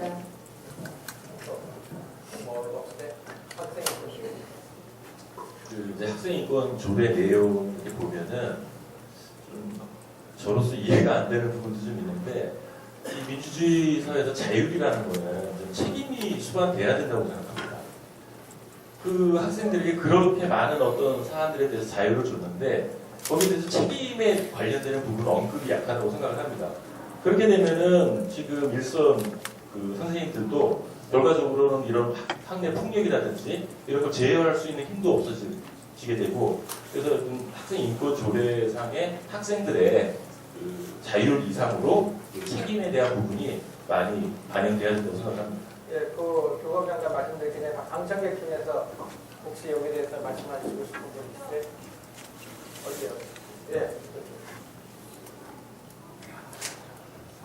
본인 소개 간단히 해주세요. 어디서? 예, 안녕하십니까. 저는 경기도 광명시에서 온 고등학교 학부모고요. 현재 저는 이제 중학교 운영위원장을 하고 있으면서 청소년 봉사단체를 제가 운영하고 있습니다. 그래서 저는 지금 얘기를 들으면서 우리 청소년 아이들 굉장히 똑똑합니다. 그리고 예전하고 달리 자아 존중감도 굉장히 많이 향상된 상태입니다. 그런데 과연 그런 청소년들한테 우리 어른들이 받았던 그 잣대로 그들한테 너무 그 잣대만을 제시하는 건 아닌가 하는 그런 안타까움이 있어요. 사람은 누구나가 약간의 차이는 있는데 그러면 과연 우리가 법으로만 잣대를 댈 것이냐, 그것도 또한 문제이고, 또 우리 학생 인권, 학교폭력 얘기하는데 학교폭력 예전부터 있었습니다. 제가 2002년도부터 저희 아이가 이제 지금 고2 올라가는데 그때부터 제가 운영위원과 운영위원장을 쭉 하고 있는데 그때도 이런 문제 굉장히 많았는데 뭐냐면 서로가 나만 내 자식만이라는 그런 게 너무 요즘 부모들한테 강해서 그런 일이 발생을 하기 때문에 국가가 어떤 법으로 다 해결하기보다는 지역사회와 함께 더불어서 해야 된다고 생각하고요. 우리 아이들은 굉장히 발전 가능성이 있는데 그들한테 한순간의 잘못으로 인해서 낙인을 찍어서 그 아이가 반성하고 성공할 수 있는데 혹여 오점이 되지 않을까. 그래서 우리 어른들이 기성세대에서 그들한테 낙인 찍는 거는 좀 더 다른 방안, 좋은 방안을 좀 구상해줬으면 좋겠고요. 또 하나는 이제 그 아이들한테 그들이 잘못했는데 물론 이제 맞벌이 가정이 많다 보니까 그런 일이 발생을 하는데 부모 또한 교육이 필요하다고 봅니다. 아이가 그렇게 되기까지는 왜 국가와 사회한테만 맡기냐는 얘기죠. 내 자식 내가 낳았지 않습니까? 그러면 내 사랑으로 우리 아이가 그렇게 가게 내버려 된 데에 대한 죄도 있으니까 저는 맞벌이로 인해서 힘들면 그 부모도 내 자녀를 이해할 수 있는 교육을 받을 때 차라리 국가에서 그 부모한테 휴가를 줄 수 있는 어떤 교육받을 수 있게 휴가를 줄 수 있는 제도를 만들어준다든지 일당이면 일당을 좀 준다든지 이런 식으로 하면 왜 청소년 아이들의 말을 들어주지 않기 때문에 공사가 나타나는 거거든요. 그래서 저도 이제 아이가 3명인데 지금 고2 올라가는 아이가 사춘기로 굉장히 몸살을 앓았어요. 그래도 본인이 가고 싶은 학교도 못 갈 정도로 그렇게 몸살을 앓았는데 그 아이 때문에 제가 이제 봉사단체를 맡으면서 그 아이를 봉사로 인해서 그 아이가 청소년기에 나타나는 그런 그 본인이 굉장히 청소년들이 그 가지고 있는 거 하나가 자기중심적이고 우화적이잖아요. 나한테는 내가 높은 곳에서 떨어져도 나만큼은 죽지 않을 거다. 그렇기 때문에 그들이 떨어지는 현상이 굉장히 많다 그럽니다. 왜? 그리고 내가 어디를 가더라도 본인은 아무도 쳐다보지 않는데 내가 머리를 감지 않으면 밖에를 못 나간다고 하는 것도 그들만이 가지고 있는 특성이고 어느 정도 기간이 지나면 그게 없어지니까 그래서 우리 아이들한테 너무 심한 잣대를 들여대기 이전에 어른들이 좀 더 그들한테 넓게 다가서야 되지 않나 생각하고요. 예, 또 예, 하나, 잘하겠습니다. 예. 다음에 또 기회를 드리겠습니다. 자, 이제 그 마지막으로 교감 장관님이 정리해 줄 게 있습니다.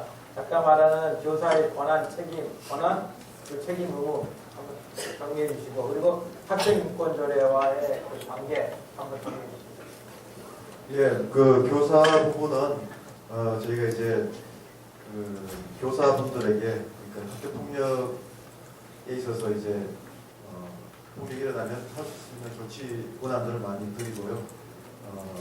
그렇게 해서 주로 어떤 걸 하는 거 아니에요?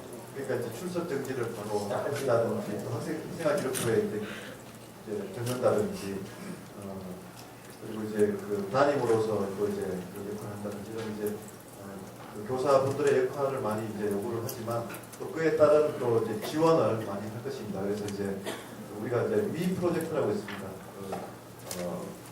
이제 치료나 상담에 필요한 아이들에게 이제 치료 상담을 해주는 기관인데요. 그래서 위 센터나 또 그런 것들을 통해서 이제 계속 지원을 해주고 또 이제 과거에는 이제 은폐하는 그런 경향이 있었는데 이걸 드러내놓고 이렇게 이제 잘 처리하시면 그에 대해서 또 인센티브도 드리고 그런 식으로 이제 교사분들의 역할과 책임을 이제 바로 잡겠다 하는 것이고요. 그 인권 조례 부분에 있어서는 이제 시대가 바뀐 것은 분명합니다. 그래서 이제 체벌은 이제 직접적인 체벌은 더 이상 안 된다고 보고 그건 이제 금지하는 것이고 그렇지만 이제 앞으로 그런 이제 학생들의 그런 이제 존중을 인권 조례를 어떻게 할 것이냐 했을 때 저는 방법상으로는 앞에서 여러분들이 동의하셨지만 그 학생 생활 규칙을 다 같이 만들어서 그건 학교 단위로 해야 되거든요. 학교마다 아이들 복장이나 투발에 대한 규제를 틀릴 수가 있습니다. 어떤 학교는 학부모님들, 학생들이 다 나서가지고 우리 뭐 억울하게 하자는 데도 있고요. 또 어떤 학교는 좀 자유롭게 해나가는 데가 있기 때문에 이거를 교육감이 그 일률적으로 본인이 정하는 것은 맞지 않다고 생각합니다. 학교에 맡겨서 그렇지만 학교에 맡겨서 하는데 다만 그 제정할 때는 과거와는 다르게 일률적으로 하는 것이 아니고 충분히 학부모, 학생 동의를 받아서 그걸 전하는 것입니다. 그게 이제 방향의 변화입니다. 한마디만 제가 짧게요. 장관님이 아까부터 계속 출석 정지하면서 그게 굉장히 큰 대안처럼 말씀하시는데 물론 피해자 학생을 보호하는 거 굉장히 중요합니다. 하지만 가해자 학생들 출석 정지 당하면 굉장히 좋아합니다. 학교 안 가도 되니까요. 그런 현실에서 무조건 학교에서 내친다고 이것이 해결된다고 보지 않습니까? 오히려 그런 아이들일수록 우리가 학교 안에서 어떻게든 보듬어서 새 삶을 살아갈 수 있도록 교육을 시키는 게 중요한 것이지 그 아이들이 이렇게 학교에서 스스로 공부하지 못한다면 그 아이들이 성인이 되었을 때 더 큰 문제가 야기되는 것은 예상해보지. 예, 그래서 이제 앞에서 이제 말씀드렸지만 또 지시를 하셨지만 재활 치료가 굉장히 중요합니다. 그래서 과거에는 그 재활 치료가 안 되니까 학교에 가지고 데리고 있었던 겁니다. 그러니까 이제 그게 다수로 물고 물려가지고 이게 문제 해결이 안 된 거니까요. 일단 우리가 출석 정지를 하겠다는 뜻은 내치겠다는 뜻이 아니고요. 그 출석 정지를 하고 그 아이를 충분히 재활 치료를 하겠다는 뜻입니다. 그걸 해야지 또 출석 정지 제도가 또 이제 제대로 이제 정착이 되는 것이고 두 개가 맞물리는 것입니다. 학교장과 교사에게 그 징계 권한을 많이 부여하신 의미에서 학교장 제락으로 출석 정지를 할 수 있다고 하셨잖아요. 그러면은 학교장과 교사는 책임을 면피하기 위해서 출석 정지를 남발할 수도 있습니다. 그럼 그 학생은 출석 정지로 인해서 수업 일수가 모자라 출석 일수가 모자라서 졸업을 못하는 경우가 발생합니다. 이런 경우에는 학교에서도 보호받지 못하고요. 그렇다고 그 학생들이 사회에 나가서 누가 받아줍니까? 그리고 재활치료, 어떠한 재활치료가 구체적으로 이루어지고 있는지 그게 궁금합니다. 근데 그 문제는 그 학생이 계속 폭력으로 어떤 가해 학생이 돼가지고 실질적으로 이번 종합대책에서도 보면은 출석 정지 일수의 제한을 없애도록 했어요. 그러면 출석 정지를 그렇게 많이 받은 학생은 유급을 당하고 사회적으로 불이익을 당해야 됩니다. 그 학생을 끝까지 교육해갖고 그 학생을 끝까지 보듬어주고 이게 사회 책임은 아니죠. 굉장히 위험한 발상이신데요. 가해 학생도 학생이에요. 학생인데 자 그만큼 그게 반복되는 행위를 해가지고 지금 어린애 잣대로 그 아이들을 보시니까 그렇게 느껴지시는 거고요. 실제 그들의 머릿속과 그들의 그 단계, 그들의 생각으로 같이 접근하면 가해 학생들 똑같은 아이들이에요. 그거 굉장히 이분법적으로 접근하시는 건 굉장히 위험한 거예요. 왜냐하면 가해 학생들은 그럴지라도 어느 기관에서 다 받아주어야 합니다. 그 아이들도 저희 아이들이에요. 그래서 저도 아까 그런 대안학교를 말씀을 드린 거죠. 그런 학교 내치자는 뜻이 아니고요. 우리 한 문제 우리 한 번 더 발언 안 하셔서 1분만 듣고 떠드릴게요. 지금 우리가 이제 문제를 어떻게 접근해야 되느냐 여러 가지 방법이 있을 수 있는데 이 문제 시작은 폭력에 의해서 죽음에 이르게 하는 사건들이 계속 일어나고 있지 않습니까? 그러니까 이 폭력이 다른 학생들의 그 인생을 망치는 일이거든요. 근데 이거를 중단을 시켜야 되는데 이 가해 학생 인권을 생각해가지고 가해 학생을 보호해주는 그런 태도를 취하면 이 폭력을 건전하기가 정말 힘든 겁니다. 그래서 아마 이거는 일시적인 조치라고 보는데 정말로 가해라는 것은 더 이상 해서는 안 된다는 그런 생각으로 일단 가해 학생들을 격리시켜서 교육을 하면은 피해를 당하는 부모들은 그래도 안심하고 자녀들을 학교에 보낼 수 있습니다. 폭력하는 학생을 그냥 학교에 놔두면 그 피해를 보는 학생들의 부모들은 학교에 어떻게 안심하고 보냅니까? 맞아요. 제가 한 가지 좀만 더 강조하겠습니다. 그 이제 가해 학생의 경우에도 이제 선생님 말씀하신 대로 사실 피해를 당하다가 가해 학생이 된 경우도 있거든요. 그래서 이게 이제 폭력 자체 건수가 많이 줄어들어야 됩니다. 그래서 이게 이제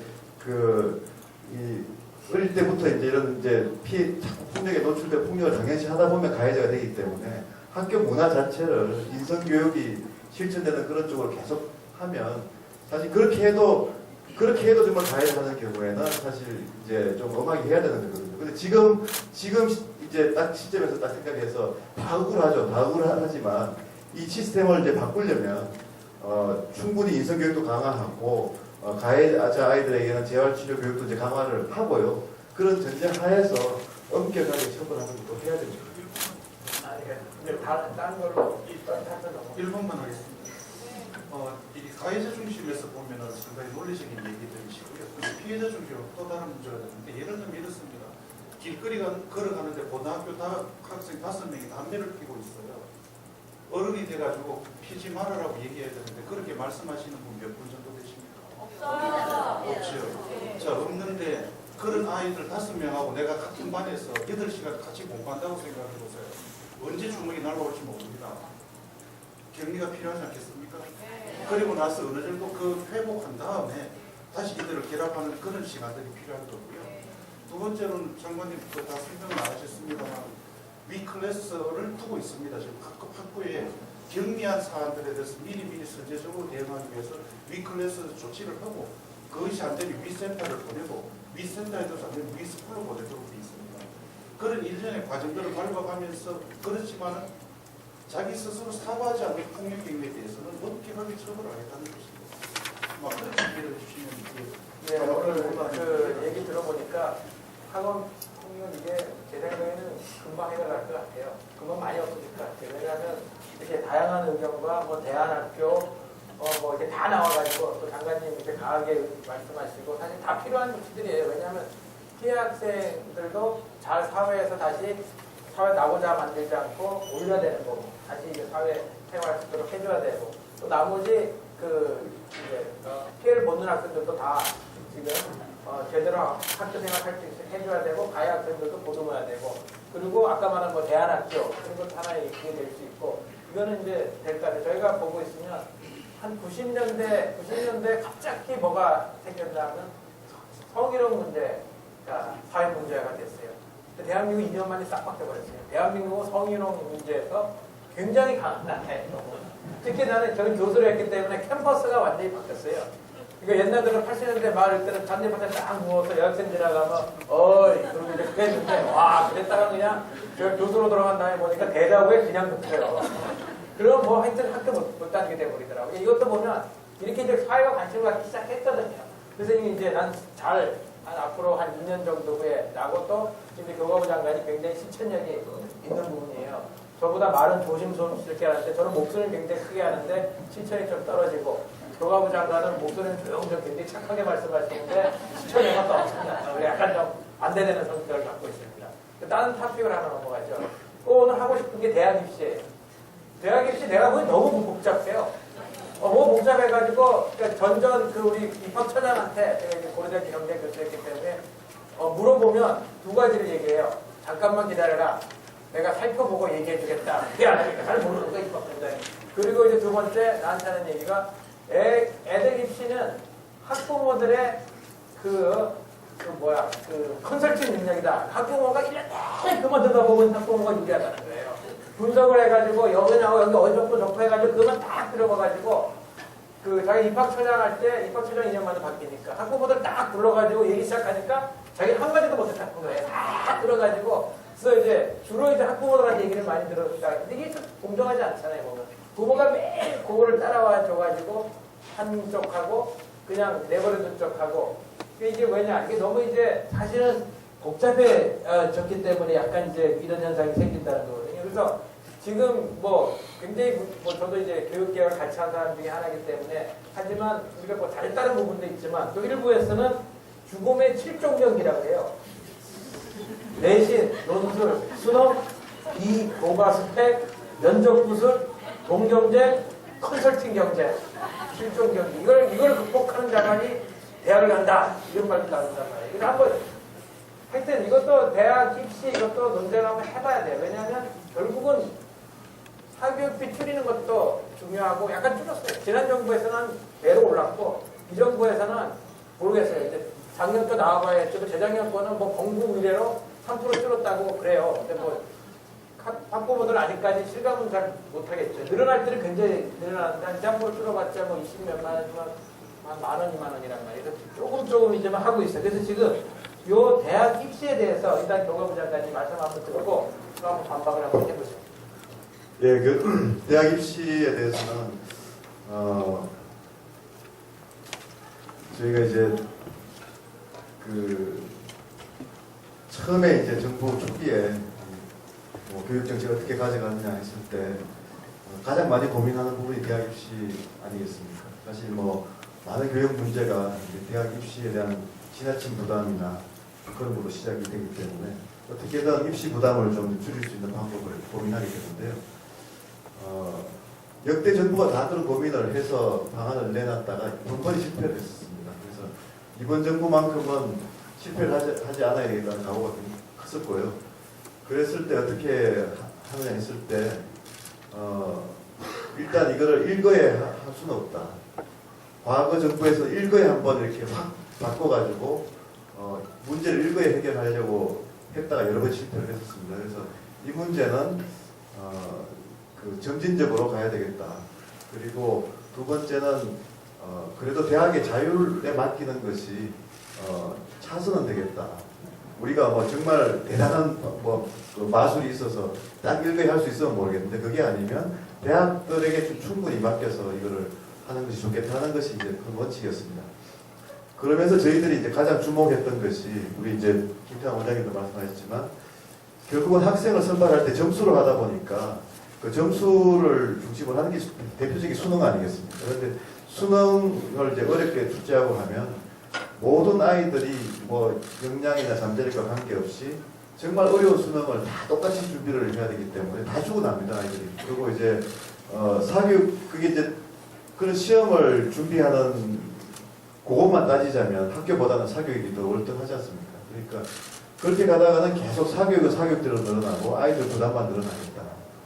그래서 어떻게든 수능의 부담은 좀 줄일 수밖에 없고 국가가 일률적으로 하는 수능의 시험 부담은 줄이면서 다른 대안이 뭐가 있겠느냐 했을 때 결국 입학사정관제를 도입하는 건데 그것도 이 정부에서 시적으로 입학사정관제를 걸어서 단번에 뭐 100% 하겠다. 그거는 못한다고 생각했습니다. 어차피 입학사정관제라는 것이 도입이 되면 처음에 도입될 때는 이게 다른 제도랑 같이 병존을 하기 때문에 학부모님 입장에서는 딴 것도 부담도 있고 입학사정관제 부담은 더 추가되는 것으로 보실 수가 있거든요. 그래서 이제 더 부담이 늘어난다고 보실 수 있지만 그래도 지금 저희가 지금 5년 이렇게 와서 지금 이렇게 저희들이 냉정하게 따져보면 입학사정관제가 상당히 정착을 하면서 그래도 학교에서 스포츠 클럽 활동이라든지 예체능이라든지 동아리 활동 이런 것들이 살아나기 시작했습니다. 과거에 수능만 할 때는 다 죽었었습니다. 그게. 그래서 그런 긍정적인 부분이 분명히 있고요. 그래서 이게 점진적으로 가지만 저희는 그 긍정적인 부분이 있다고 보고 일관되게 가는 게 중요하기 때문에 계속 일관되게 해서 올해는 좀 더 이제 복잡한 것들은 좀 많이 간소하게 하고 해서 올해 입시에서는 좀 학부모님 불편을 좀 최소화시켜드리고 체감시켜드리겠다는 게 목표입니다. 제가 아까 김태환 교육개발 원장님께서 답변해 주실 건지 아니면 장관님께서 답변해 주실 건지 모르겠는데요. 뭐 입학사정관제, 이제 대입학사정관제도 있지만 고입 사실 입학사정관제도 있습니다.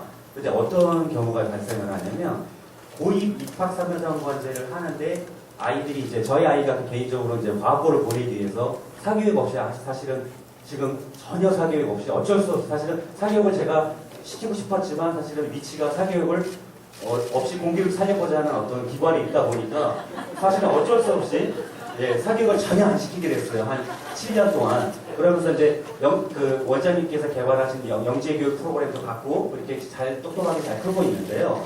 사실 입학사정관제를 하면서 이제 좋아졌던 게 아까 장관님 말씀대로 동아리 활동 정말 좋아졌어요. 한 1년 만에 굉장히 많이 좋아졌습니다. 근데 저는 올해부터 굉장히 좋아지지 않을 거라고 보고 있어요. 왜 그러냐면 지금 올해 이제 절대평가도 하시고 그리고 입학사정관제에서 어떤 문제점이 있냐면요.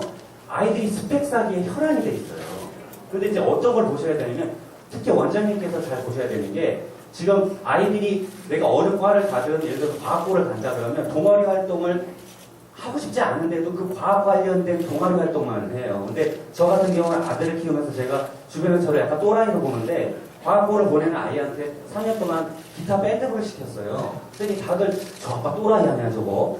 그 스펙 쌓기 해야 되는데 몇몇 개 스펙을 더 써야 되고 동아리 활동도 과학 탐구 해야 되는데 저 아빠 맨날 띵땅거리는 기타 치면 돼. 근데 장관님이나 원장님께서 좀 주의 깊게 들으실 게 사실 아이가 과를 선택하는 건 자기 장래를 단번에 선택하기는 어려워요. 그러면 동아리 활동도 내가 과학고를 간다고 해서 기타부, 밴드부 활동을 한다.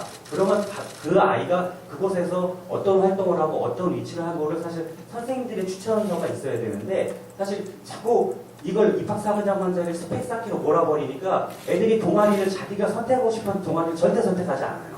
내가 가고 싶어하는 진로, 가고 싶어하는 과를 어쩔 수 없이 선택하는 게 있으니까요. 그 점을 좀 말씀을 해주셔야 될 것 같아요. 그래서 조금 전에 저는 지금 이 입학사정관 제도가 애초에 이제 시행되는 몇 가지 목적이 있다고 생각을 하는데 그 중에 하나가 아까 원장님께서 말씀하신 어떤 인성 중심의 학생 선발 그리고 또 하나는 요즘 그 어떤 사회 배분의 문제가 되는 약자에게 교육적인 어떤 평등의 기회를 제공할 수 있다는 명분도 좀 있다고 봅니다.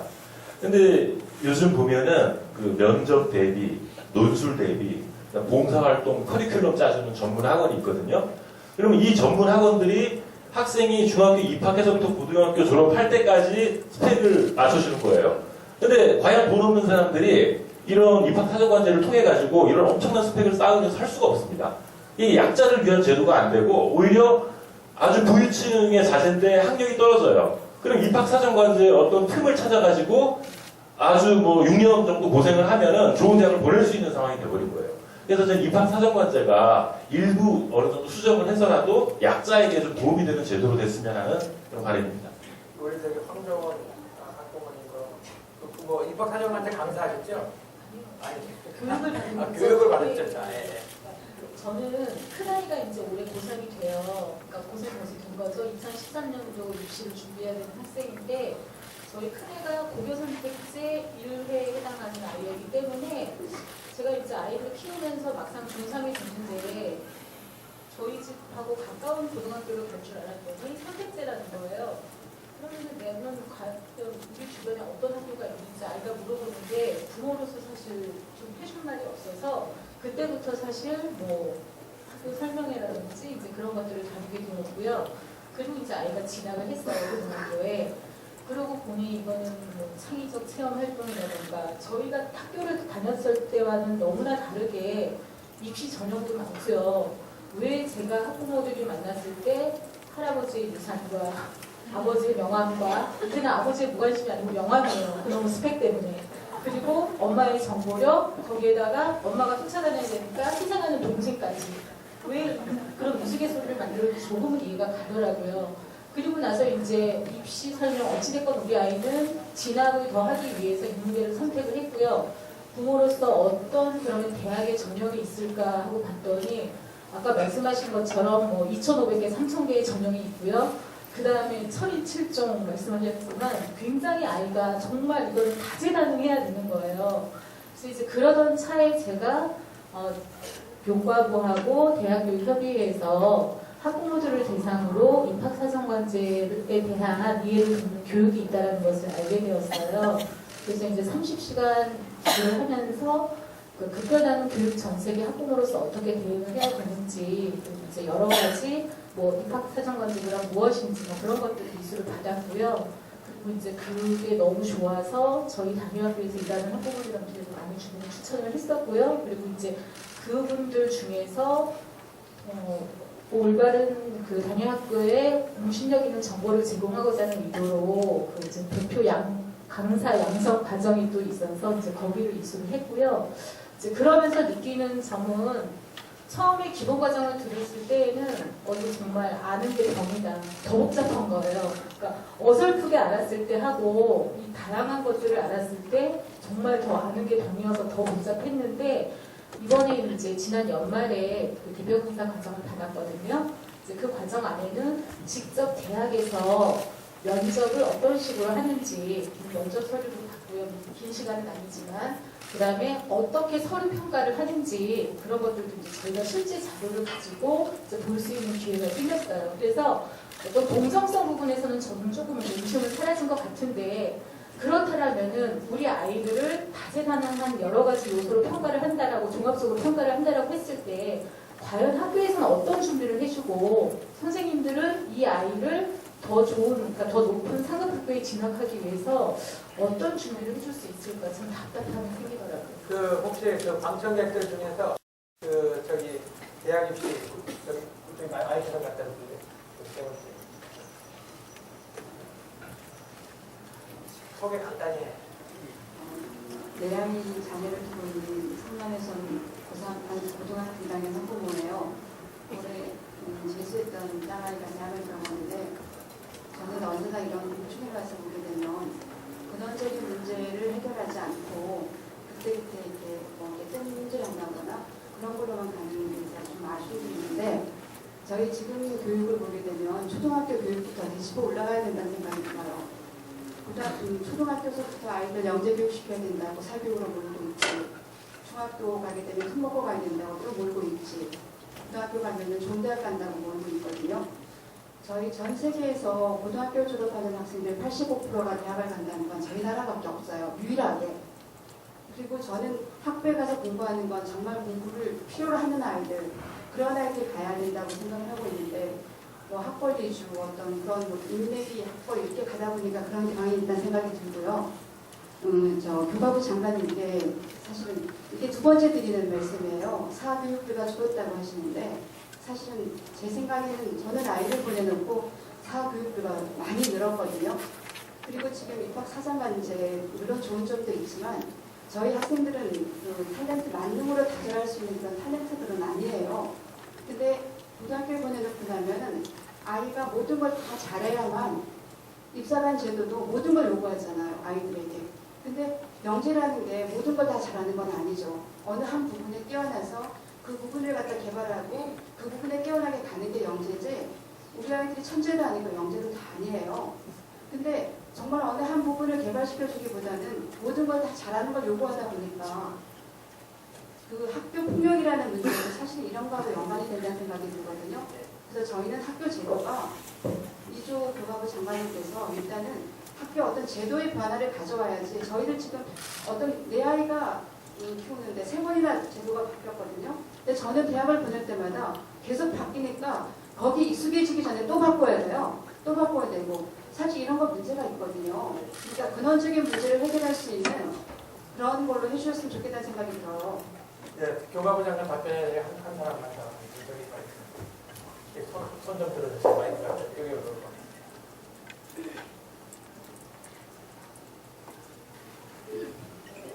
말씀하실 때 소리 왜 안 들려? 소리.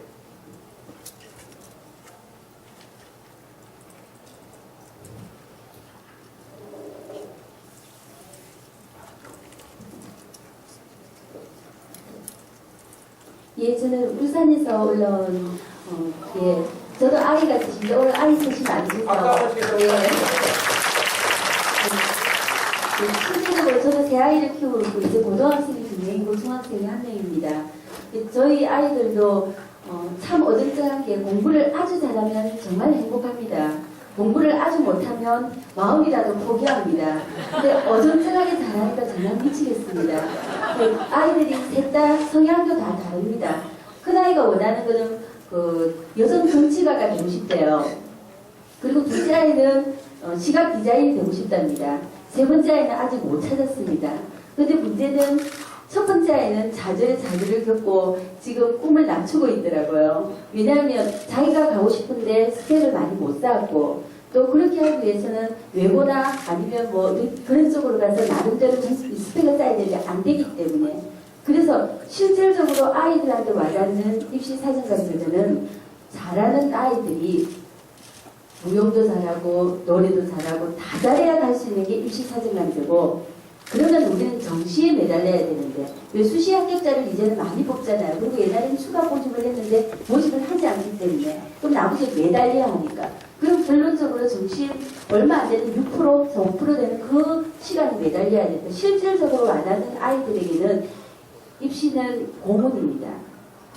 숨을 쉴 수 없는 고문입니다. 그래서 정말 아까 말씀하셨듯이 매번 바뀌어서 아이와 학부모를 고문하는 그런 대입이 아니고 또 한 가지 더 진짜 말씀하고 싶은 거는 대학교에서 등록금만 올릴 게 아니고 좀 기숙사 같은 거 좀 많이 만들어서 지방에서 올라가는 학생들 돈 때문에 대학 못 간다는 소리 없는 그런 게 좀 있었으면 좋겠습니다.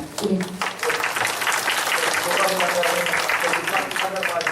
스펙타클이 죽음의 7.0이에요. 네, 입시가 아직까지 참 학부모님들 고통스러운 제도로 여전히 지금 있는 거겠지만 성공스럽게 생각하고요. 그렇지만 이제 그 제도의 취지를 이제 학부모님들이 상당히 오해하고 있는 부분이 상당히 많이 있습니다. 그리고 이제 입학사정관들한테 직접 얘기를 들어보시면 좀 훨씬 좀 아까 지금 말씀하셨지만 조금 마음이 놓이신다고 하지 않았습니까? 그러니까 사실 입학사정관제를 대비하는데 학부모님들이 막 뛰어다니면서 스펙 쌓기 하는 것은 아무 소용이 없습니다. 그거는 지금 입학사정관들 만나보고서 이야기 들어보시면 특히 사교육으로 이렇게 해서 쌓아놓은 스펙 같은 게 전혀 안 보거든요.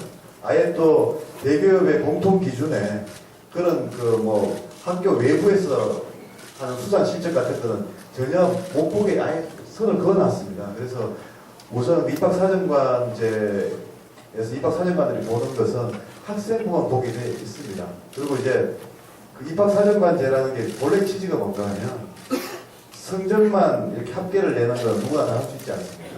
그렇지만 학생부를 보거나 면접을 해서 이 아이가 어떤 숨은 잠재력이 있는지 정말 숨은 도배인지를 키워내는 거거든요. 그러니까 입학사정관들이 운동선수 스카우트 하듯이 사실은 다니면서 좋은 아이를 골라내는 시스템이지 학생들이 입학사정관에 맞추기 위해서 적응하는 시스템이 아니거든요. 워낙 제도라는 것 자체가. 그리고 이제 지금 앞에서 이제 우리 박준준 위원장도 얘기했었지만 지금 입시가 바뀔 수밖에 없는 큰 변화가 옵니다. 뭔가 하면 학생 수가 많이 줄기 때문에요. 지금 당장 10년 안에 3분의 1이 줍니다. 그러면 대학으로 치면요. 많은 대학들이 사실은 이제 교정돼야 되고 학생을 못 구해가지고 찾아다녀야 되거든요. 그래서 이제 그런 쪽으로 그러니까 학생들이 많이 남아돌 때는 어떻게 하는 변별력을 하기 위해 가지고 시험도 어렵게 내고 이렇겠지만 이제는 변별력이 문제가 아니고 이제는 재능 있는 아이들을 어떻게 키워내는가를 대학이 고심하는 시대고 그러려면 전문가가 필요하지 않습니까? 그래서 입학사정관이라는 학생 선발의 전문가를 두는 제도이거든요. 그래서 이제 그런데 왜 이렇게 지금 많은 지금 걱정들이 있으신가를 생각을 해보면 그동안 학원들이 계속 이걸 가지고 장사를 했던 겁니다. 그래서 소위 브랜드 마케팅 많이 들으셨을 겁니다. 계속 학부모님들 불안하게 하고 교과부는 하나의 부서지만 학원은 전국에 학교보다 더 많습니다. 학원에서 다 가서 입학 설명회 들으시고 하면 학부모님들이 다 불안해 하십니다. 그렇기 때문에 저희 대교협하고 해서 뭐 계속 이제 입학사정관들이 나가서 설명도 해드리지만 일단 학부모님들이 들으실 때는 학원에서 하는 얘기가 훨씬 더 솔깃하고 입학사정관 본인의 경험을 이야기를 해도 아 저게 정말 맞을까 이렇게 고개를 이렇게 끄덕이시거든요. 그래서 그런 지금 교정 기간이 지금 1년, 2년 지나가고 있는 거고요. 그 과정에서 이제 부담도 많이 느끼시고 복잡해졌는데 올해는 저희가 그런 부분에서 지금 수시를 6회로 지금 제한하지 않았습니까? 그렇게 하면서 대학들이 이제 그걸 무작정 전형을 숫자를 늘리면 6회 제한에 걸리기 때문에 자연스럽게 지금 전형을 줄이고 있습니다. 그래서 이제 전형 숫자가 많이 6회 제한 때문에 많이 줄어들 것 같고요. 그리고 입학사정관에서 스펙을 안 본다는 거는 저희가 좀 더 열심히 홍보를 하려고 합니다. 입학사정관들 적은 학부모님들 한 분 정도는 이렇게 좀 들어보시면 입학사정관의 전문성이 뭐 때문에 필요한가 하면요. 학원이 만들어주는 스펙을 구분해서 그거를 무효화시키는 데 필요한 전문성입니다. 기본적으로. 억지로 만드는 스펙이 아니고 정말 아이가 내가 독서에 흥미가 있어서 책을 많이 읽었다. 그건 금방 하는 겁니다. 질문을 한두 번만 던지면요. 얘가 정말 깊이 생각하는 아이인지 학원에서 만들어준 답변을 하는 아이인지 바로 알아냅니다. 그렇기 때문에 학원 정말 가셔가지고 스펙 관리한다는 거는요. 전문가들 의견 들어보면 입학사정관 준비해서 그건 필패 전략입니다. 그러니까 그 부분을 좀 강조해드리고 싶고요. 그리고 이제 어려운 아이들을 많이 키워내는 거는 입학사정관들이 지금 좋은 사례들이 굉장히 많이 나옵니다. 그래서 입학사정관 제도가 없었으면 대학에 본인이 원하는 대학에 못 갈 뻔한 아이들이 단지 이제 그걸 통해서 가는 경우가 많이 있거든요. 그래서 그런 긍정적인 부분이 분명히 있습니다. 그래서 저희가 뭐 이걸 무조건 뭐 믿어 달라는 게 아니고 실제로 그런 취지가 있고 정부는 분명히 그런 의도로 지금 일관되게 계속 수립해 놨다는 겁니다. 그러니까 그거를 물론 뭐 부작용이 있을 수도 있지만 정부의 입장에서는 그런 부분에서 담아라는 말씀을 드리겠습니다. 잠깐 말씀드리면 올해부터 이제 입학사정자가 제가 좀 안착이 될 거라고 저도 예상하고 있는데요. 실제로 작년도까지만 해도 내신 성적이 어떻게 보면 당락을 잡고 있습니다. 교육개발원장이 계시지만 특목고 같은 데서도 실제로 스펙을 많이 안 보긴 했어요. 정말로. 또 수상 기록도 없어지고 아예 란조차 없으니까 못 보게 되고 아예 시스템을 고치신 거죠. 근데 그 부분은 맞는데 실제적으로 작년에 아이들 합격률을 보면은 어떤 말이 돌고 있냐면 거의 확실할 겁니다. 수학은 2% 이내, 과학은 2% 이내에 들어와야 과학고를 합격할 수 있다. 라는 그런 전제를 깔아놓고 있기 때문에 그런 걸 이용해서 학원들이 계속 마케팅을 하기 때문에 사실은 무력화시키기가 쉽지 않습니다. 그러니까 실제로 적용되는 걸 자꾸 표본조사를 하셔야 돼요. 원장님께서도 뭐 입학사정관대가 잘 되고 있다 하지만 아닙니다. 진짜 아니에요. 실제 들어가 보시면 그렇다고 내신 성적을 전혀 감안 안 할 수는 없겠죠. 왜냐하면 공교육이 어떻게 보면 무력화될 수 있는 부분이 있으니까. 하지만 실제 합격권을 보면 내신 1%, 2% 내에 들어가 있는 아이들이 특목고를 합격하고 있는 게 현실입니다. 그 중에 한두 명 아이들, 그나마 뭐 개천에 가서 가지 연구원에 이런 한두 명, 대표 케이스로 한두 명 뽑아주고요. 나머지 98%는 내신 성적으로 좌우하는 게 작년까지 현실이었습니다. 그러니까 오케이다 받았지. 우리 저기 하고 뭐 손들 학부모한테 저기 마이크 좀 들어주세요. 손 좀 들어주세요. 손 좀 들어주세요. 마이크.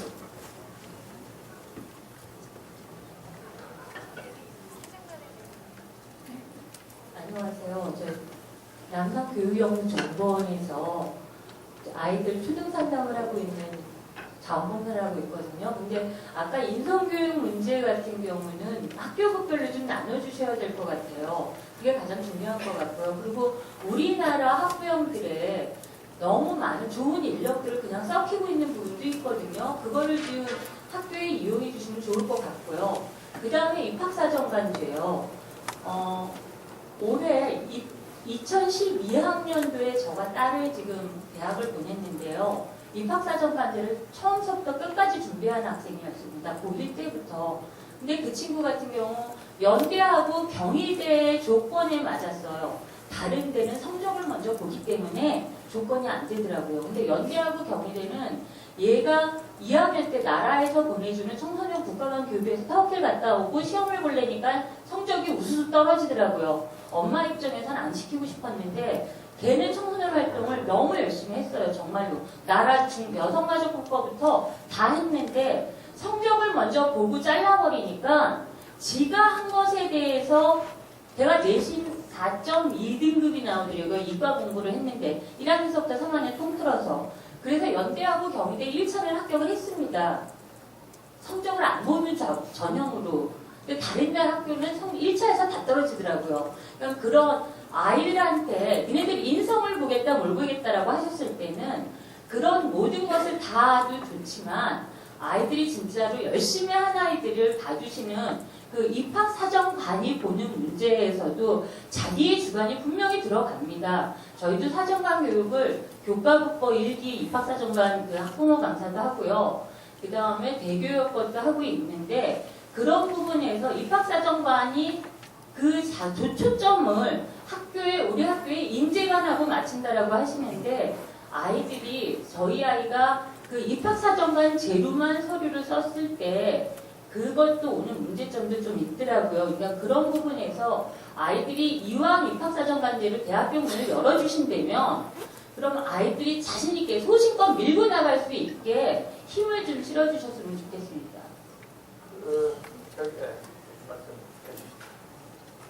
예, 저도 고등학교 2학년 딸을 두고 있는 학부모로서 제 주위의 학부모들의 말을 들어보면은 입학사정관제가 사교육 문제에만 유발하고 있다고 저는 듣고 있는데 장관님은 도대체 어떠한 보고로 그렇게 확신을 하시는지 그게 일단 제가 의심스럽고요.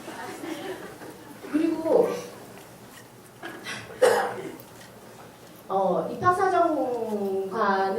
입학사정관이 일단 입학사정관제가 입학사정관에게 뭔가를 보여줘야 되지 않습니까? 그것이 학교 내에서 학생이 할 수 있는가? 지금 우리나라 고등학교 모든 고등학교가 그러한 조건이 되어있는가?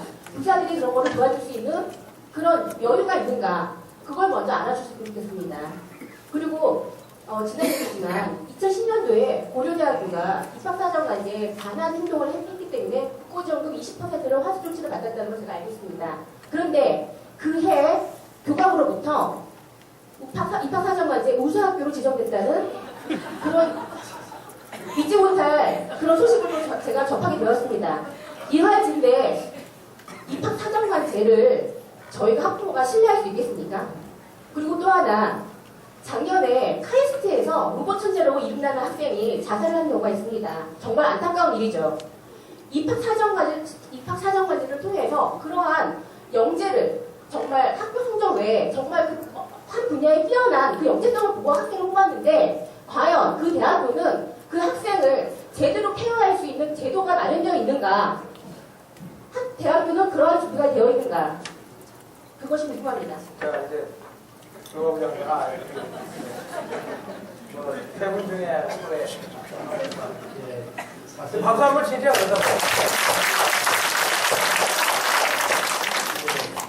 새로운 제도가 들어오면 항상 좀 정보력이 뛰어나고 개념력이 뛰어난 좀 유리합니다. 새로운 것에 적응하는 데는 그런 유리한 조건이 있는 사람들이 유리할 수밖에 없습니다. 그런 의미에서 입학사정관제라고 하는 새로운 제도는 지금까지는 좀 유리하게 작용했을 수도 있습니다. 근데 이제 저희들이 국가 교육의 측면에서 보면 정말 우리가 성적만 가지고 대학 입학시켜주고 하는 그런 제도 때문에 우리 2세들을 점수의 노예로 만들고 교사도 점수의 노예가 만들고 학부모도 점수의 노예가 되고 점수 얼마 올랐냐 얼마 내렸냐 가지고 속을 태우는 그런 시간을 보내고 있는데 우리의 국가, 우리의 미래, 국제사회에서의 우리의 역할, 우리 자녀들이 국제사회에서 살아가야 되는 영역 이런 걸 생각하면 정말 우리가 우리 애들한테 성적 가지고 닥달하는 그런 시대가 이제는 지나가야 된다. 그래서 성적도 중요한 하나의 영역이지만 그보다 더 중요한 자기가 좋아하는 것을 열심히 하면 그곳에서 성공할 수 있도록 해주고 그런 학생도 좋은 학교에 또 들어갈 수 있게 해주고 뭐 이런 여러 가지 것들을 다 우리가 키워주는 교육이 돼야지 성적만 좋은 학생을 키우는 그런 교육은 더 이상 이제 좀 조금은 좀 이제 바꿔야 된다 그런 취지가 반대했습니다. 그래서 이제 혹시라도 이제 그런 현상이 있을 수는 있지만 전체적으로 생각하면 정말 우리 교육을 위하고 또 우리 자녀들을 위해서는 그런 국제 사회에서 일할 수 있는 능력을 키워줄 수 있는 그런 입학 제도가 도입되는 것이 훨씬 더 필요하다고. 그러니까 지금 목적은 똑같은 것 같아요. 그러니까 지금 그런 목적은 이해는 하는데 그게 그렇게 안 된다고 지금 주장하는 거거든요.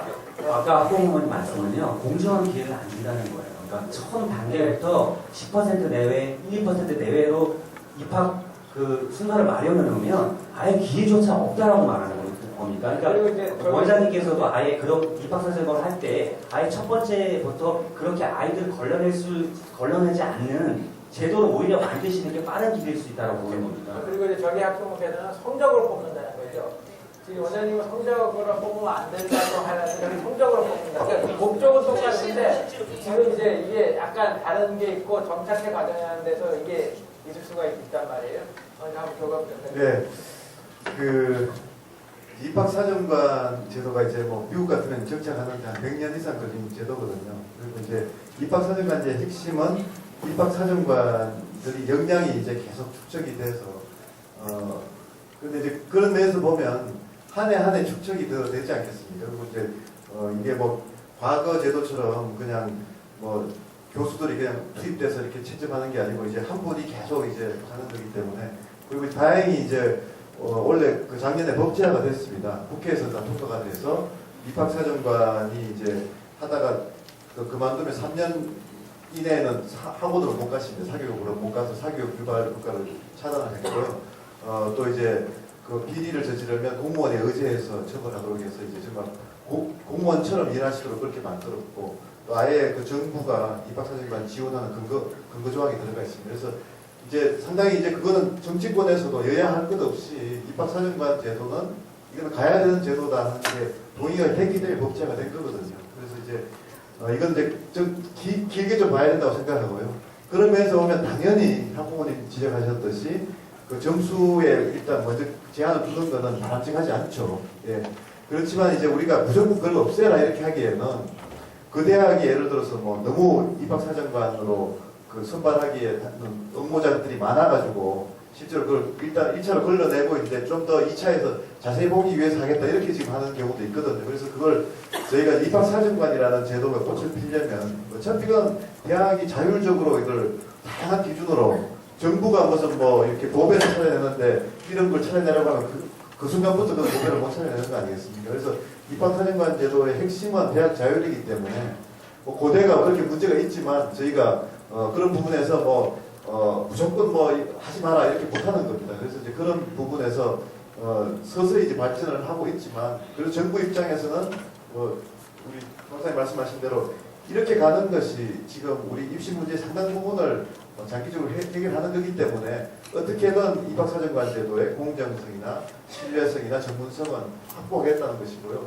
그 부분에 있어서 많은 국가적인 컨센서스가 있었기 때문에 그나마 저는 이게 그래도 입시제도가 얼마나 이게 진짜 그 국민들의 온 관심사고 조금만이라도 문제 있으면 엄청난 뉴스가 되는 거 아니겠습니까? 그런데 그래도 지금 4년 동안 이게 정착이 되고 있고 저희가 올해는 훨씬 더 체감 가도록 좀 할 계획입니다. 그래서 물론 학부모님 특히 고등학교 학부모님들 같은 경우는 당장 아이들이 지금 바로 대상이 되기 때문에 정말 빨리 좀 이게 제도가 정말 제대로 됐으면 좋겠다 원하시는 경우가 많으시지만 지금 대학 중에서 뭐 예컨대 서울대학 같은 경우 입학사정관 제도 80% 하는데 상당히 잘합니다.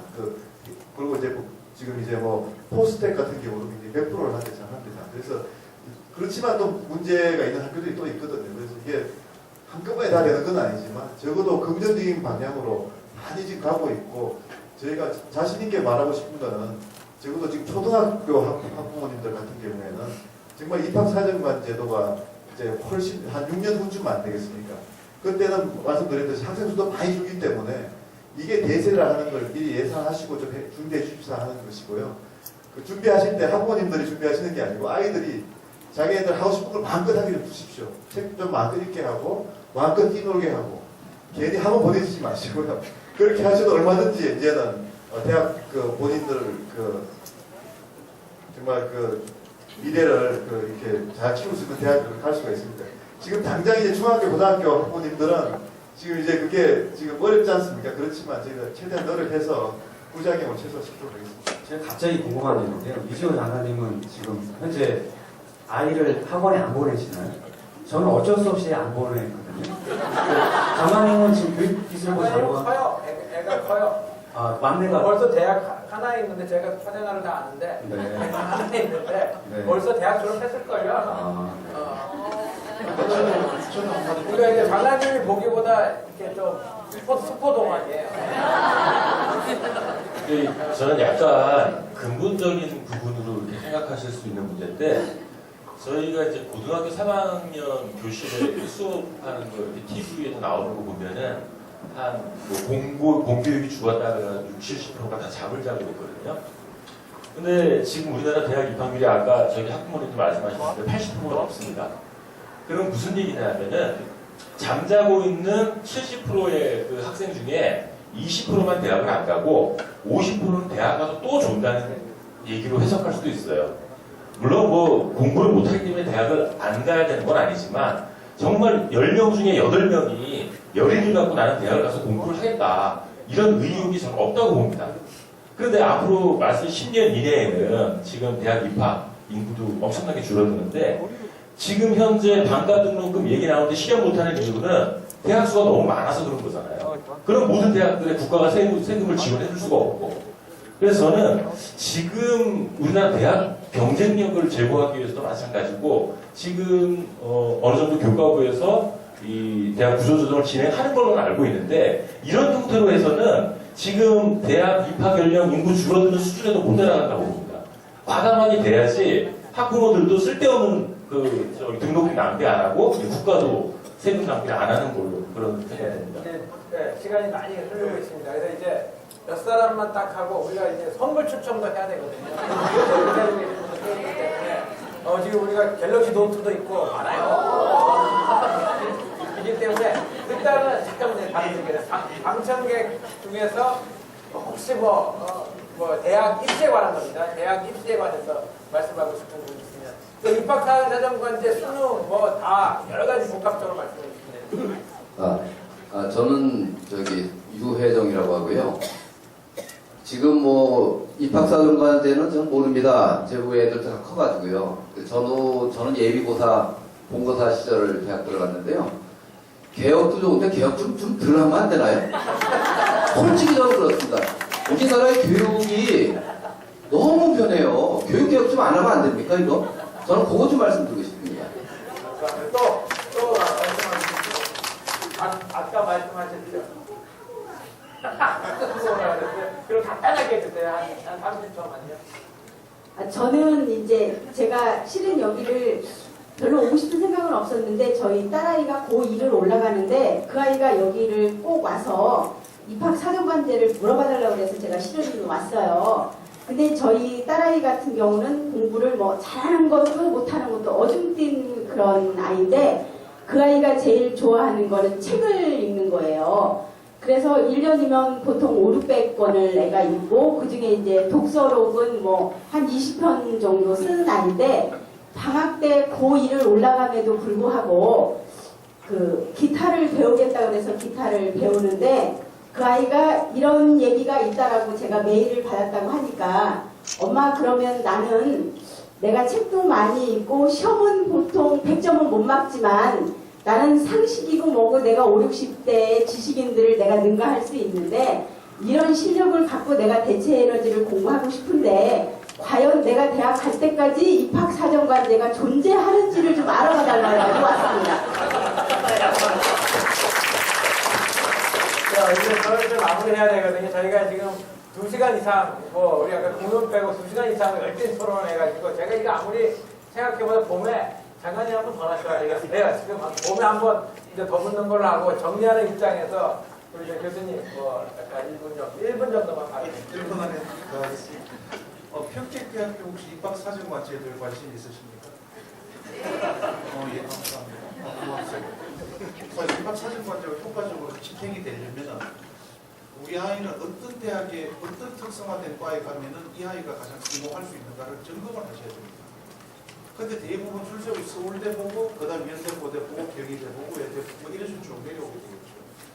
그러다 보면 입학 자원도 줄 세우기 식으로 그렇게 내려오게 됩니다. 그래서 사실은 이제 대학 교육 과정이 좀 다양화돼야 되죠. 우리 학교 같은 경우 봉사를 우선시하는 학생들을 키우겠다. 그래서 그 아이들이 가장 성공할 수 있는 봉사의 길들을 내려가게 이런 식으로 되고 마찬가지로 학부모님 여러분은 내 우리 아이가 진짜 어떤 대학에 가서 가장 성공할 수 있을까를 좀 고민을 해주시면은 효과적으로 이 문제들이 진행이 되고 감시가 될 겁니다. 그렇기 때문에 학생을 보내면 그 학교에 계속 매일 보내야 됩니다. 어떤 식으로 우리 아이를 성공적으로 키워줄 거냐, 이번에 제도를 어떻게 할 거냐, 이런 거에 대해 장학금을 어떻게 줄 거냐, 매일 계속 보내셔야 됩니다. 그럼 대학들 압박받습니다. 그러면서 자기네들이 제도를 정신적으로 수용하려고 하게 되는데, 그래서 대학 변화가 승기를 되고 난 그 다음에 이렇게 자동적으로 학원들은 변하거든요. 근데 이걸 거꾸로 하면 학원부터 자꾸 수용을 보려고 하다 보면 이 대단히 복합적인 가치관을 가지고 있거든요. 어느 지역 학원부터 없애면 되겠습니까? 어떤 과목부터? 진짜 곤란한 문제입니다. 게다가 제가 이쪽 여러분 가장 큰 것들이 뭐냐면 학원비는 제 입장에서 그래서 학원비는 낮춰야 된다고 생각을 했습니다. 그래서 교육부에서 학파라치 제도를 도입해가지고 막 돌아다니면서 감시하고 찾아냈거든요. 그런데 또 그건 싫은 거예요. 왜 교육을 저리 감시하면서 할까? 이 대단히 복합적인 가치관을 가지고 있다는 거죠. 그래서 우리 모두가 공통된 가치관을 가지고 이해해야 될 시점이 아닌가 생각 말씀드리고 싶었습니다. 감사합니다. 제가 잠깐 두 분한테 너무 고마웠었던 건 사실은 두 분께서 학원을 규제하는 바람에 교육비를 전체적인 사교육비를 많이 내려갔다고 보는데요.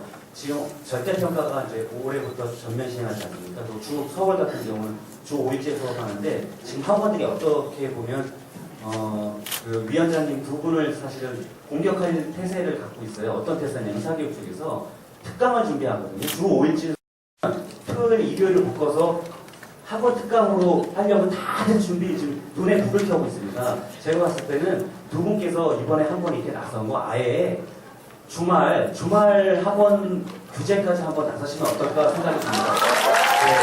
왜냐면 그거를 내세우면서 저 같은 경우는 많이 저희 행복감을 느꼈거든요. 주말 학원 규제만 있으셔도 아마 굉장히 한 사교육비가 줄 겁니다. 네. 애들 쉬게 해줘야죠. 네. 아까 말했듯이 우리 교과부 장관님이 말도 고분고분하게 하시고 이제 얼굴은 착해 보이셔도 굉장히 이렇게 실행력이 있거든요. 아마 또 학원과의 전쟁 한번 또 시작할 것 같습니다. 예, 마지막으로. 그렇게 하도록 하고요. 마지막으로 제가 보니까 이제 수능 과목 줄이고 뭐 이런 것들은 별로 그게 없는 것 같아요. 크게. 그래서 마지막으로 우리 이제 교과부 장관 얘기 한번 마지막 들어보고 그리고 궁금하신 부분이 있는 거는 저희가 봄에 한번 다시 우리 교과부 장관님을 불러내서 한번 다시 하도록 하겠습니다. 그래서 마지막 교과부 장관님 간단하게 한 말씀 네, 오늘 아주 너무 좋았습니다. 아주 많은 말씀, 공감이 가는 말씀 많이 들었고요. 또 따끔한 스트레스 많이 받아서 참 좋았습니다. 오늘 그 제목이 학부모들의 대역습인데요. 저는 그 작년에 우리 그 고졸 시대가 열리지 않았습니까? 제가 이제 교육 전문가로 뭐 한 20년 연구를 하면서 우리나라는 워낙 대학 입시열이 강하기 때문에 고졸 시대가 열리 참 힘들다. 무조건 대학에 가려고 하고 학부모들도 다 대학으로 보내려고 하고 그런데 저희가 이제 이전부 들어와서 마이스터고 하고 특성하고 하고 또 특성하고 취업을 이렇게 하면서 근데 저희가 정책이 잘했다고 생각하지 않습니다. 그게 정책이 잘했다기보다는 정책하고 학부모님들의 이 대변화가 맞물려 간 겁니다. 학부모님들께서 이제는 저희가 작년에 그런 현상을 보면서 더 이상 인류대학에 자녀 보내는 것에 연연하지 않는 그런 이제 변화가 생겼다 그렇게 생각합니다. 취업이 중요하고 아이들 한 명 한 명의 재능과 적성을 살려서 인류 직업인으로 만드는 게 중요하지 인류대학에 보내는 게 사실 중요한 것이 아니지 않습니까? 그래서 그런 부분에서 많은 변화가 시작된다고 생각하고요. 저는 이 입시 문제도 그런 차원에서 희망이 있다고 생각합니다. 저희가 아무리 입학사정관 잘했다고 제 교과부 장관이 부르짖는 것보다 학부모님들께서 냉철하게 판단하셔서 아이들이 행복하게 학교에서 자기가 하고 싶은 걸 하게 하는 게 좋지, 학원 가가지고 엉뚱한 암기하는 거 이거 입시에 도움 안 된다. 그렇게 판단해 주시면 입시가 그렇게 바뀌고, 지금 그런 틀은 다 갖춰놨습니다. 학부모님들이 또 대역습을 해주시면 입시 문제도 풀리리라 생각하고요. 오늘 그 폭력 문제는 저희가 정말 저희가 정책을 한 달 반 동안 이렇게 쭉 다시 리뷰를 해보니까 교과부부터 정말 많이 반성을 했습니다. 저희가 철저하게 피해 학생 보호하고 선생님들이 역할하실 수 있도록 해주면 저는 한 몇 달 만에라도 이건 금방 바뀐다고 생각하고요. 뿌리 뽑을 때까지 저희가 최선을 다하겠습니다. 여러 가지 감사합니다.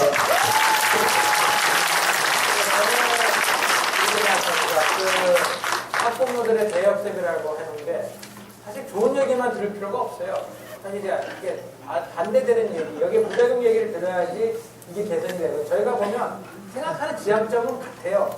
전부 다 사교육비 좀 줄였으면 좋겠고, 애들 좀 편하게 해줬으면 좋겠고, 애들 편안하게 학교 다녔으면 좋겠고, 국가가 좀 보듬어줬으면 좋겠고, 그리고 약자도 좀 보호해줬으면 좋겠고, 또 잘하는 애들은 좀 잘하는 애들로 또 능력 개발시켜줬으면 좋겠고, 이게 다 똑같거든요. 이걸 가지고 고민을 하는데, 그래도 아마 어떤 토론회보다 교과부 장관님이 토론자로 나와서 이렇게 많이 얘기를 들은 건 아마 제가 이렇게 잘 없는 얘기인 것 같습니다. 그래서 오늘 저는 저희 둘공둘공 미래 토크 이거 앞으로도 계속 할 건데, 특히 교육 문제는 제일 중요한 문제이기 때문에 제가 꼭 교과부 장관 한 번 더 이렇게 모시고 다시 한 번 더 토론을 하도록 하겠습니다.